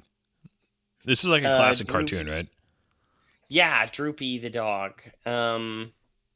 Your floor, sir. Your floor, sir. My mom would quote Droopy Dog all the time. Droopy Richard Oh, no. Williams is the voice of Droopy. Oh my gosh, that's Richard. The guy who voiced Droopy Dog was the animating director. Okay. That's crazy. This is Oh, this freaking thing. because this Oh, isn't she's Jessica Rabbit, right? terrifying. This is No, it's supposed to be like a look-alike. And it's grotesque. yeah. Uh, He gets his hat. Oh my gosh. oh, this right here is just so classic. Oh yeah. Yeah, Tweety Bird. if you're gonna get Tweety Bird in your movie for 30 seconds, this is how you use him Yep. or her. I don't know. Is Yeah, Tweety Bird must be. a he or him? I love the eyes of the buildings. Ran out of pitties. And then here we have the first Mickey. appearance by Mickey Mouse. And Yep. I almost said Roger Rabbit. Bugs Bunny. Bugs Bunny. I mean, this was like a team up before. I mean, not a team up, but just like just to see all these characters on one theater screen would have been such a big deal. This at the would time. be like watching a movie and seeing Batman and Iron Man together. Yeah. Like it's a heck of a thing, you know? Stuff like that doesn't happen very much. Ain't I a stinker? Oh, Wow, Megan. Oh, just- God, she's so creepy. ah! Talina. Come to Lena. And the great cartoon logic. The the boobs Gets him every time. like splattering out to the side. She's got like the heart boxers on too under her dress. It's just like, oh man, Yeah, it's perfect. It's absolutely perfect. Porky's. Like And the, then the shadow work other here. classic gag of the shadow. Oh yeah. Cartoon time. And then Oh, that shot right there, just with that the half face. yeah, but like there's now an actual physical gun in his hand, and yeah, like this is a weird scene to me because they're having this whole conversation, and then Doom is running away like 10 seconds later. Like, look at him. He's just wee blah blah blah blah blah. The bolts. But yeah, what was Doom? He was just waiting for his little chance to run away. He throws the gun away. I always wished that they would come in. I love this. The way that she delivers this line is so perfect. So he wouldn't get hurt. Makes I hit him on the head perfect with a sense. frying pan and put him in the trunk. Now, Kathleen Turner, she's an interesting one. I've never seen Romancing the Stone, but I've seen her in other things. She has just this great voice. She reminds me of Emma Stone. Mm. But yeah, she's done the voice for her again a few other times. She thought it was just a ton of fun and interesting. Because Revenge of the Stone came And out right before this, right? And that was one of the movies that kind of gave Robert Zemeckis some cred. Well, yeah, because Robert Zemeckis was interested in doing this movie back in the early 80s, late 70s, but they Pre-Back to were the like, Future. who the hell are you, Robert Zemeckis? And Yeah. then he did Romancing the Stone, and they were like, hey, Robert Zemeckis, you're good at this stuff. Yeah. And he came back to it. He makes me laugh. He makes me laugh. Yeah. Yeah, we're back in the real world. Yeah. And we have the dip, which, God, that'd be like, imagine, I don't know, like walking. Okay, this scene right here where she flies, that's where they had one of their little innuendo. I can imagine. frames. Yeah, right there. It's, It'd be easy to hide. yep. Nickel Toon Toon Vehicle. Ah, these The weasels. Toon Patrol's so funny to me. Oh, yeah. Aw. I The poor cab. the car always made me sad. Yeah. Like at this part. And he had little flat tires. He reminded me of a cat that was sad. Yeah. And sad cats make me sad. And so here we're like, I mean, this big finale. This lasts for a little while too. This whole sequence, because you've got Yeah, it goes on for a while. you got the classic kind of reveal of the plan. You know, you get the The booby trap. And that's the scene where there was a little hidden frame of a nip slip, if I understand it correctly. Oh my god! Sorry, it's so basic, but it just works. It's booby trap. perfect. You know, you're gonna have the pervy bad guy, but it's a booby trap. But I mean, I love that you get the classic monologuing villain, right? Before he kills him, he decides to tell them his entire plan. Here's That's Roger one of my Rabbit. favorite tropes. Shirley Temple. Shirley Temple. Eek. Yeah. It's like, I imagine it's like he stepped on nails almost, you know? Oh, I mean, you've done enough driving for one night, and then he still, has his headlights and drives. It's just great. It's just fun. And that's one of those times where technically you just have an actor talking to himself for the performance. It's a jurist. Yeah.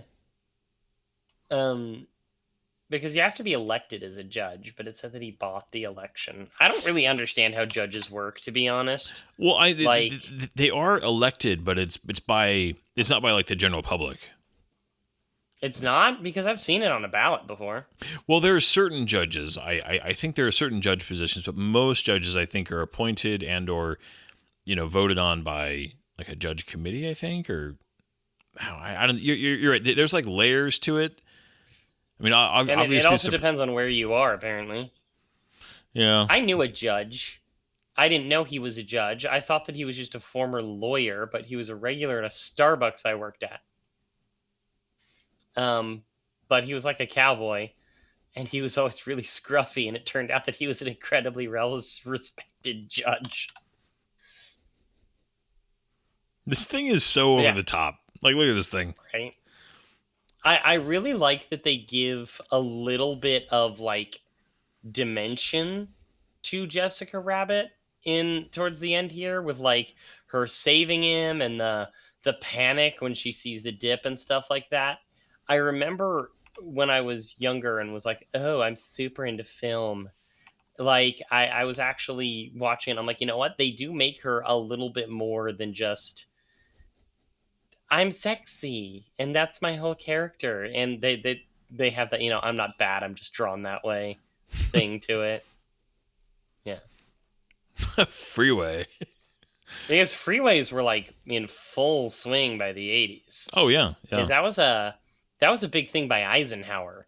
Well, Because Eisenhower in case of created the highway system, but then converted them into freeways with on and off ramps, and that was a big deal. Like the addition of the way to get in and off, on them and off of them at the speeds people wanted to go at. That was a big deal. It was a game changer.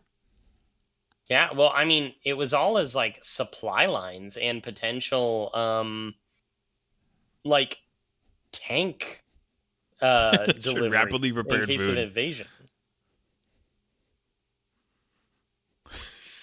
This is like, I love the idea that he's just wants to be a businessman. Yeah. He just wants to be a monopolistic businessman. Again, it's freaking Chinatown. Yeah. It'll be beautiful.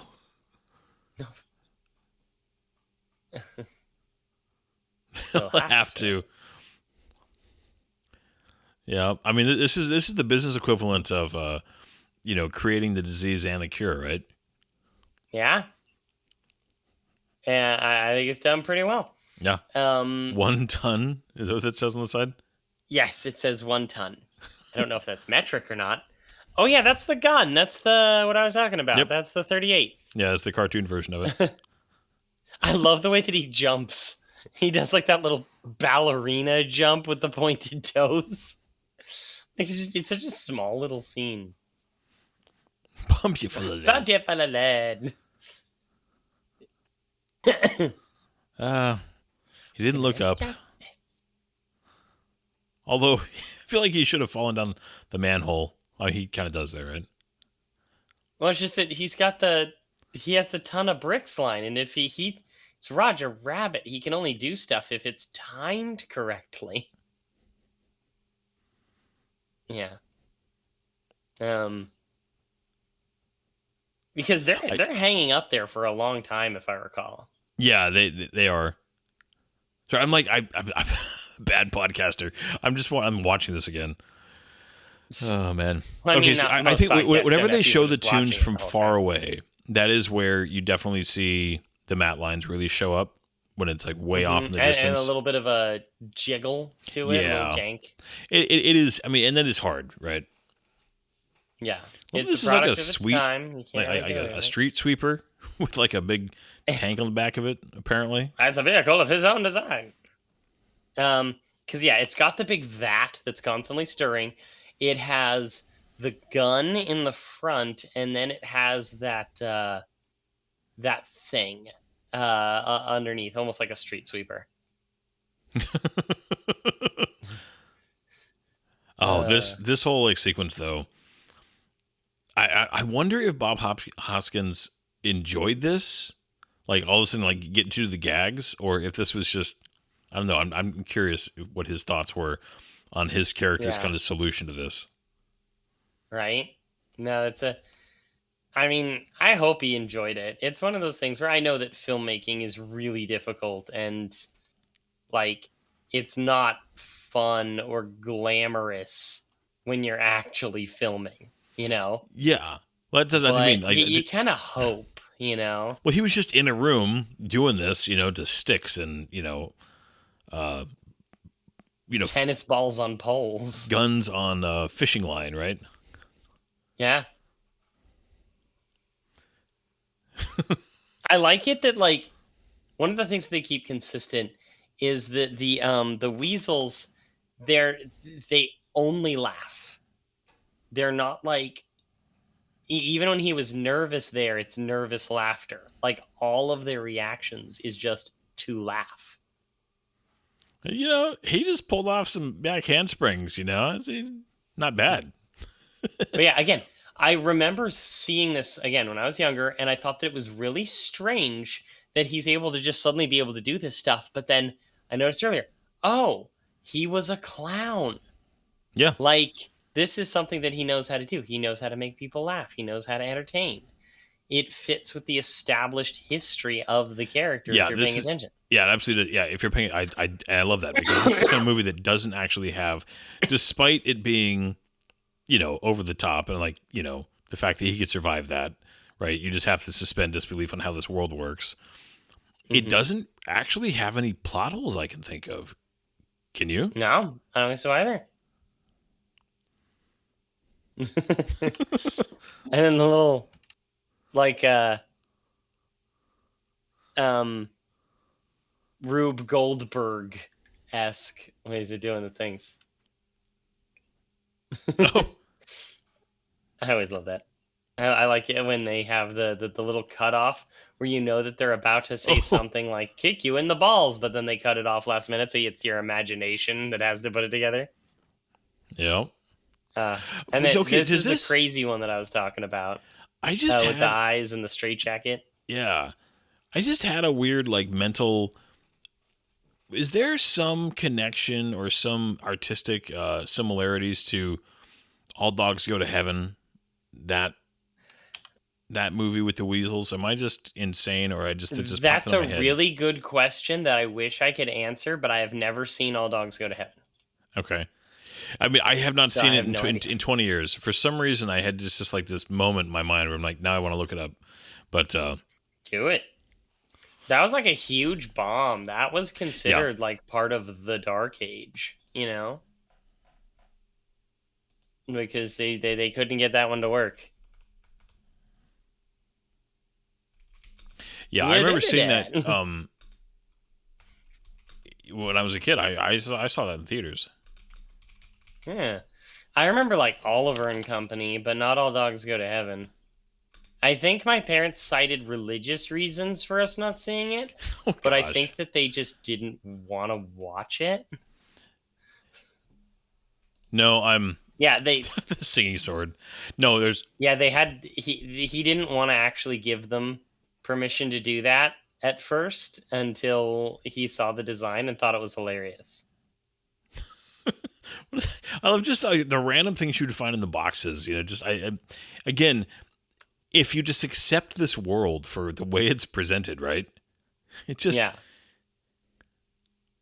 It's like what's that movie that we watched? Mad Max Fury Road. Yeah. Once you accept the rules and insanity of the world, it's virtually flawless. And I'll die on that hill. Yeah. An Acme steamroller. I mean, that whole Acme thing is hilarious.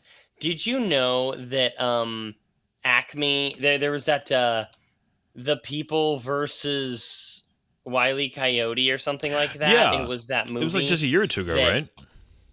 Well, if they'd killed it, they'd actually filmed it and then decided it wasn't going to be released because it was going to be a big tax write-off. And then they announced that they actually were going to release it and it got good reviews. But the whole thing is Wile E. Coyote suing Acme. Like, in court. Which is just a hilarious idea. Glue. His own undoing. Uh-huh. God, it's so gross. I can like feel that glue. Like Yeah. I know the substance that they used for that, and it's like it's really gross. Yeah. They really do kind of get this right up the line though of just like keeping them in peril. Yeah. I wasn't worried, were you? Worried, were you? Okay, this was so scary as a child. I was horrified. Well, he plays Like, this so him- well. Just the like, Plays it so creepy. The freaking out, like the screaming and everything like that. yeah. Like, ugh. Like, ugh. Brother, ugh. And then you have the reveal here. This is a cool Now- effect though, right here, because isn't this Oh yeah. practical somehow? I don't.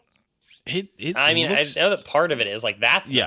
not. no, that wasn't. But when it's first peeling up, but yeah, this is just creepy. Yeah. Cooked up by a tune. It goes over and gets the helium. Now, one of the things that I wish is that he was an established tune. Okay. Yeah, he is Like, just because I wish he's that he total wasn't unknown, just a right? random tune. You know, That was make yeah, him. But maybe practical. that's like a Disney thing. Like neither Disney nor Warner Brothers wanted to have a bad guy. Will not kill your brother. That's a weird effect. Oh, he's so on the creepy. eyes. He's They so turn into creepy. daggers. The spring feet. Yeah, well, he has this whole thing of turning his body parts into like gold metal. Okay? And weapons and tools, and it's a very strange rule set. Like, oh, it's an anvil. Dong. And he's of course fine though. Turns around, no longer an anvil, now it's a buzzsaw. Is There was a game. It might have been World of Warcraft or something that had a weapon. There was like this big gold buzzsaw on a stick like this, and the description of it had like a little in joke to Judge Doom. is this a tiny bit of And- maybe a Goldfinger Maybe from like him laying James there Bond like that. with the laser? Yeah, Are you prepared to talk? maybe. I say I'm no. It's Do you expect me to talk? I Goldfinger? expect you to No, die. Mr. Bond. I expect you to die. Yeah. I wonder what that liquid was. It looks like juice of some kind, or something like that. I don't know. Right? I mean, it's just water dyed orange or something. Like Gatorade. I think I'm gonna faint. Oh man! Again, Christopher Lloyd just selling this so well. I know that it wasn't just his voice, and they actually like mixed him with another voice actor for Yeah. it.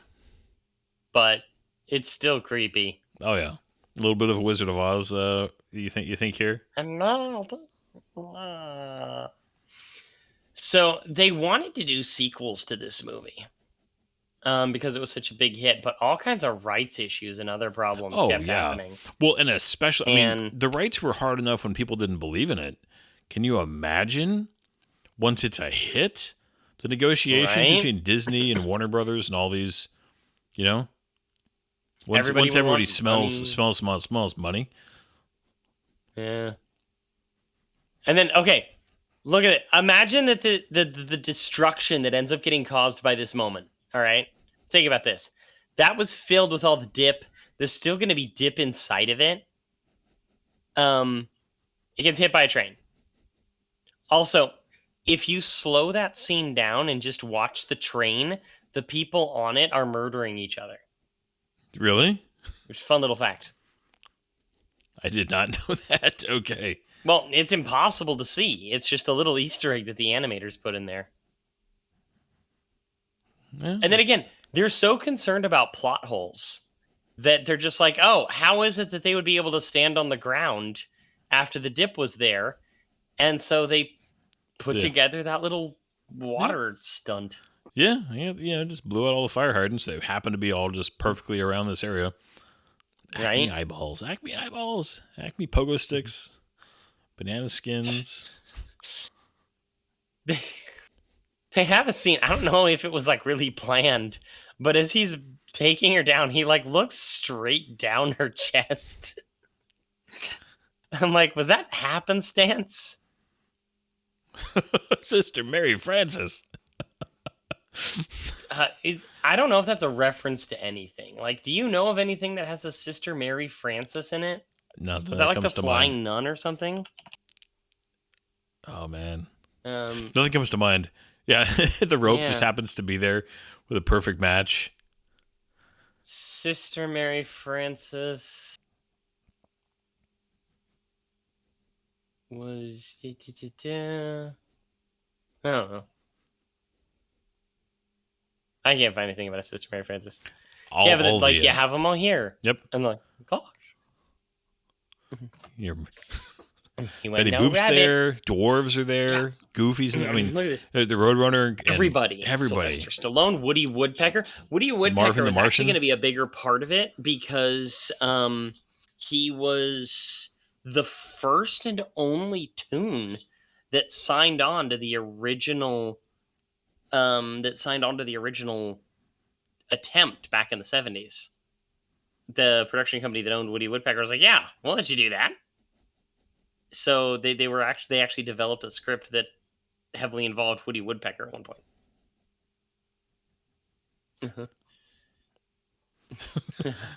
Just Count the ways. a sound mind and body. It's the will. Yeah.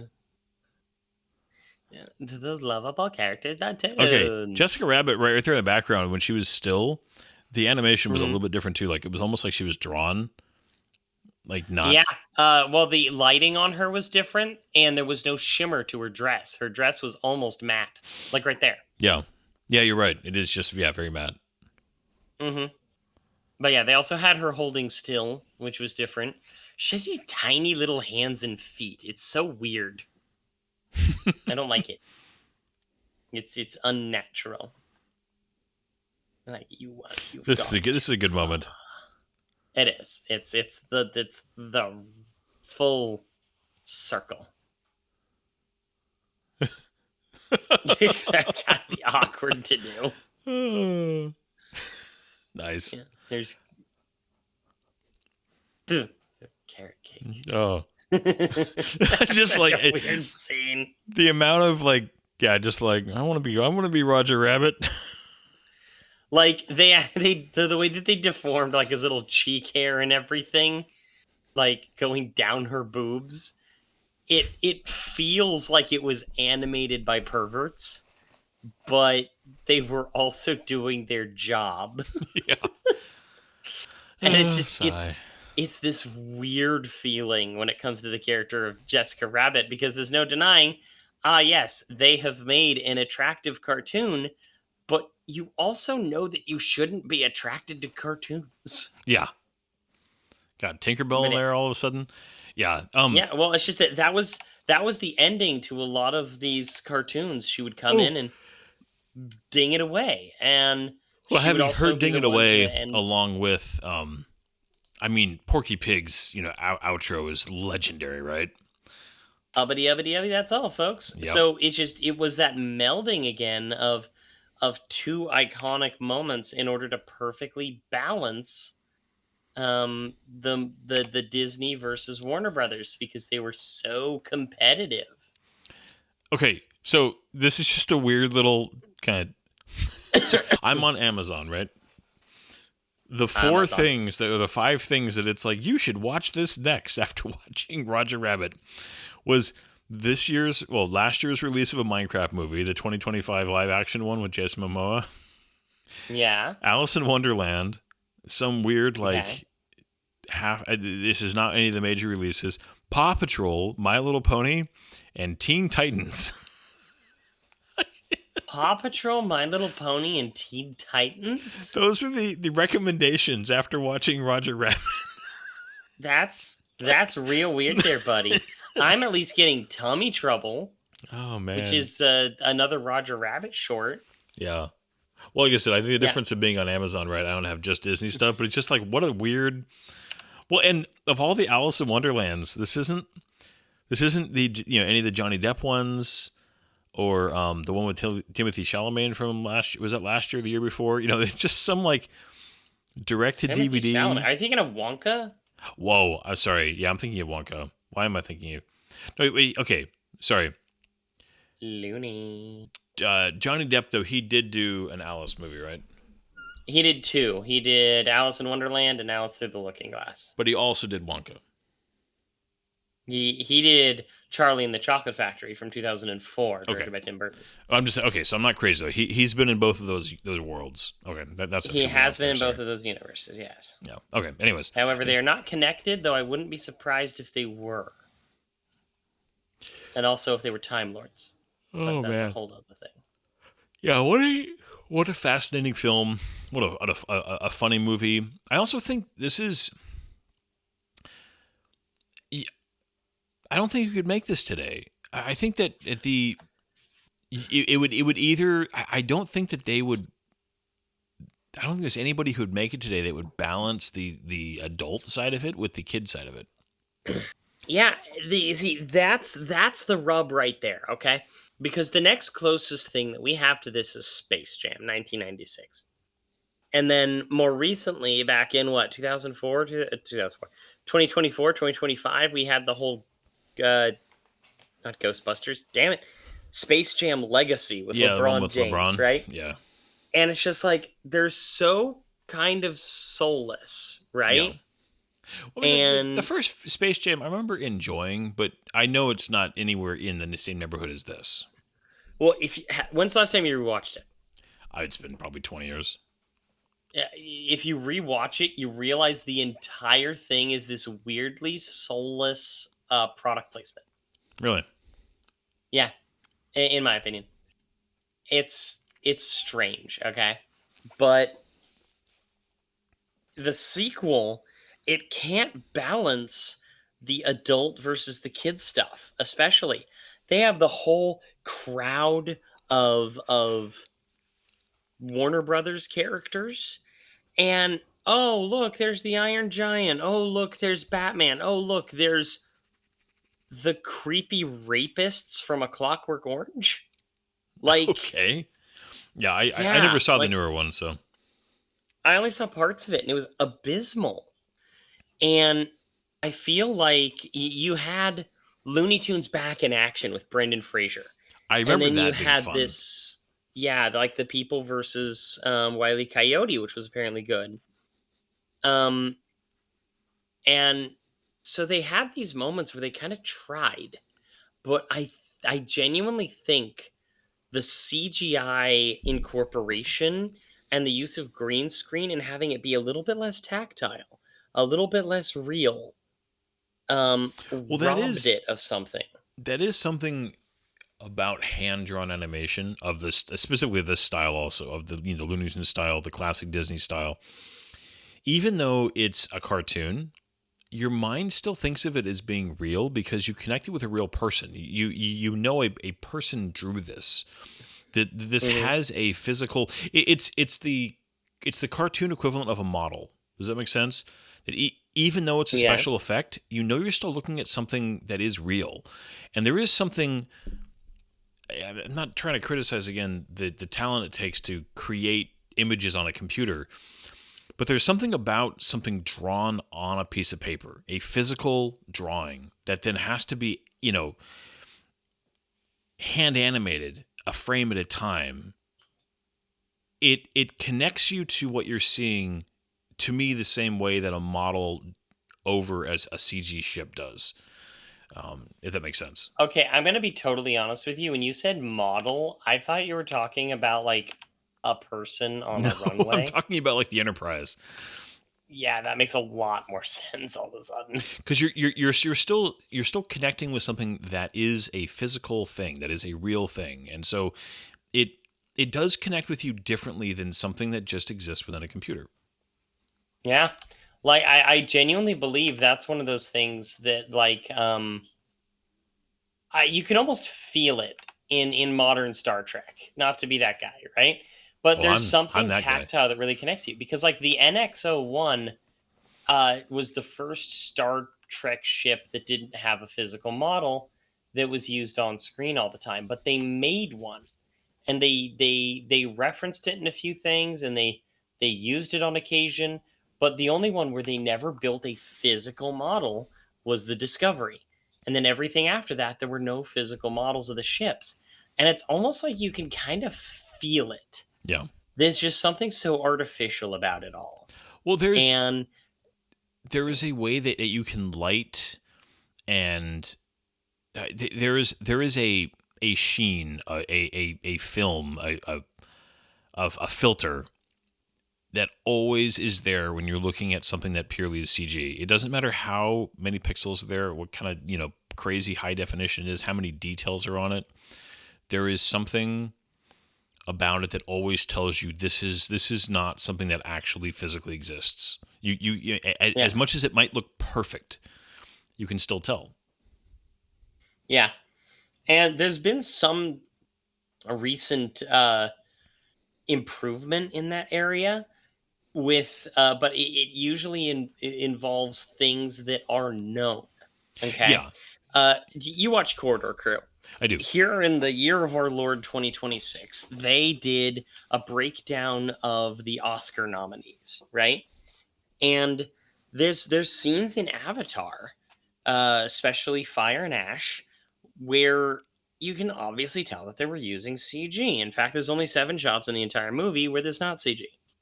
And it's like that, but there's certain things that are CG that you don't expect, like certain water movements and things like that are just like are so real. They you almost can't believe that they're not. You can't believe it's not butter. You Yeah. have this other movie called The Lost Bus that is about a bus during the Paradise Fire that actually occurred not too far from where I am, and it was actually a really devastating event, and I Yeah. ended up getting a job because of it at one point. But it's like it's about that, but so much of like the background and the lighting and smoke, fire, trees, and stuff like that were CG, and it's so stealthy that you can't tell. Yeah. Well, But when you're creating a real thing, that definitely helps. that's what I was going for. I had a Yeah. really long-winded way of pretty much going like, but that's stuff that we know and is so real that we're able to observe it. When you're getting into the realm of imagination, until you've built something with your own hands, like one of the things, okay, you go watch Picard season 3, and the difference in feeling between the USS Discovery from Star Trek Discovery and the rebuilt Enterprise D from the end of season 3 of Picard is so different because they had all that reference. They had the model, the way that the light reflected off the ship, okay, was so good in comparison to all of these other kind of soulless 3D models. Yeah. And it's not to disparage 3D artists. I've done some 3D modeling of my own. But there is something so different to being able to see the props move and having that interaction between a cartoon and something physical. Yeah. That's so good. It feels so good to watch. I immediately thought of the Battle of Scarif in Rogue One, that they had, that even though that was all CG, they had the reference work to make it look like 1977, 1980s models, and the way they look and the way they feel, and even to a certain extent how they move. It helps it immensely. But yeah, I think that to bring this back around to Roger Rabbit, there is something special about looking at something that a human being drew, and drew it on a piece of paper with pencils, with color, there's just something about it that is, you connect to it differently. I mean, there are some Pixar movies that I adore, but there is something different about, and something hand animated. There is, and it's not inherently superior. Even I'm not even trying to say that, but there is something special about it. Mm-hmm. So, Yeah. I wholeheartedly agree. I just, again, they couldn't make this movie earlier because technology wasn't there. No. And they and they couldn't make it after because technology progressed too fast. Yeah, it was the perfect sweet spot. It's the perfect sweet spot, and it's kind of sad. And again, they were gonna make a sequel. Let me see if I can find the information here in my notes. Where did you go? Is the I'm trying to. But yeah, they were gonna make a sequel, but again, they couldn't do it because of all of the rights issues. I'm trying to find the name. Yeah, so Spielberg discussed a sequel with J.J. Abrams as the writer. Ugh. Yep. So Okay. yeah, 'cause they were going to go back and do a prequel at one point, the Toon Platoon, Mm-hmm. World War II one. Yes, that was it. Yep. Yes, the World War II one. Yeah, because that was a strange. Jessica idea. was going to be kidnapped and forced to make pro-German broadcasts. Oh, jeez, that would have been funny. He had, and then Robert Zemeckis had an idea that was more of a continuation than the sequel. And the fact is, Disney just haven't been interested in making one. A sequel was announced in the late 2010s. I actually remember this, but it never materialized. It just never came around. And I think that that's partially because you were hitting what I would describe as like the post-COVID dark times for Disney, where they had just finished the Star Wars sequel trilogy and they had finished the MCU Infinity Saga in the same year. Okay. Yeah. And they landed one, they biffed the other, but they couldn't quite land right after either. Yeah. Yeah, And so a nostalgia bait like this just it wouldn't quite fly. Yeah. Yeah, It's crazy. yeah, I would have definitely been curious to see a sequel, but I'm almost kind of glad that this just gets to exist on its own. Because sequels, you have to be careful with sequels because they can taint the other properties that they're attached to if they're not done right. So yeah.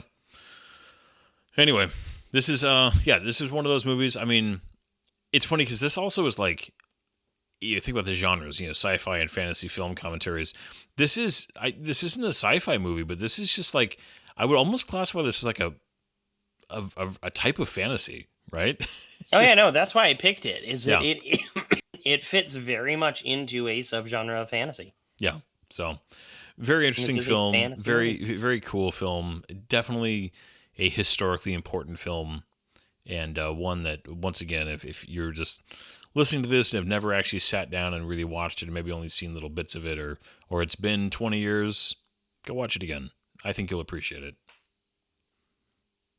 Yeah, agreed. It's a heck of a thing. I have nostalgia for it, but unlike a lot of movies that I watch with nostalgia glasses, this one doesn't bother me. This actually holds up. Is genuinely a masterpiece. Yeah.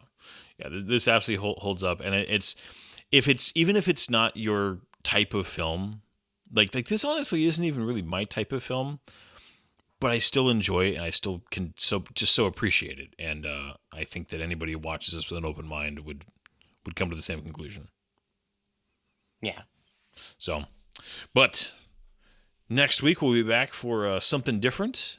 I hope you all enjoyed this. Leave us a comment if you didn't enjoy it, or if you did. Either way, we appreciate hearing from you guys. We started to actually get a couple comments. I got to tell you about those. Oh, but now anybody who's listening, love you guys, appreciate you guys, and we'll see you next week. Bye-bye. Bye-bye. There's doors and corners, kid. If you don't clear the room, if you don't come in slow, that room will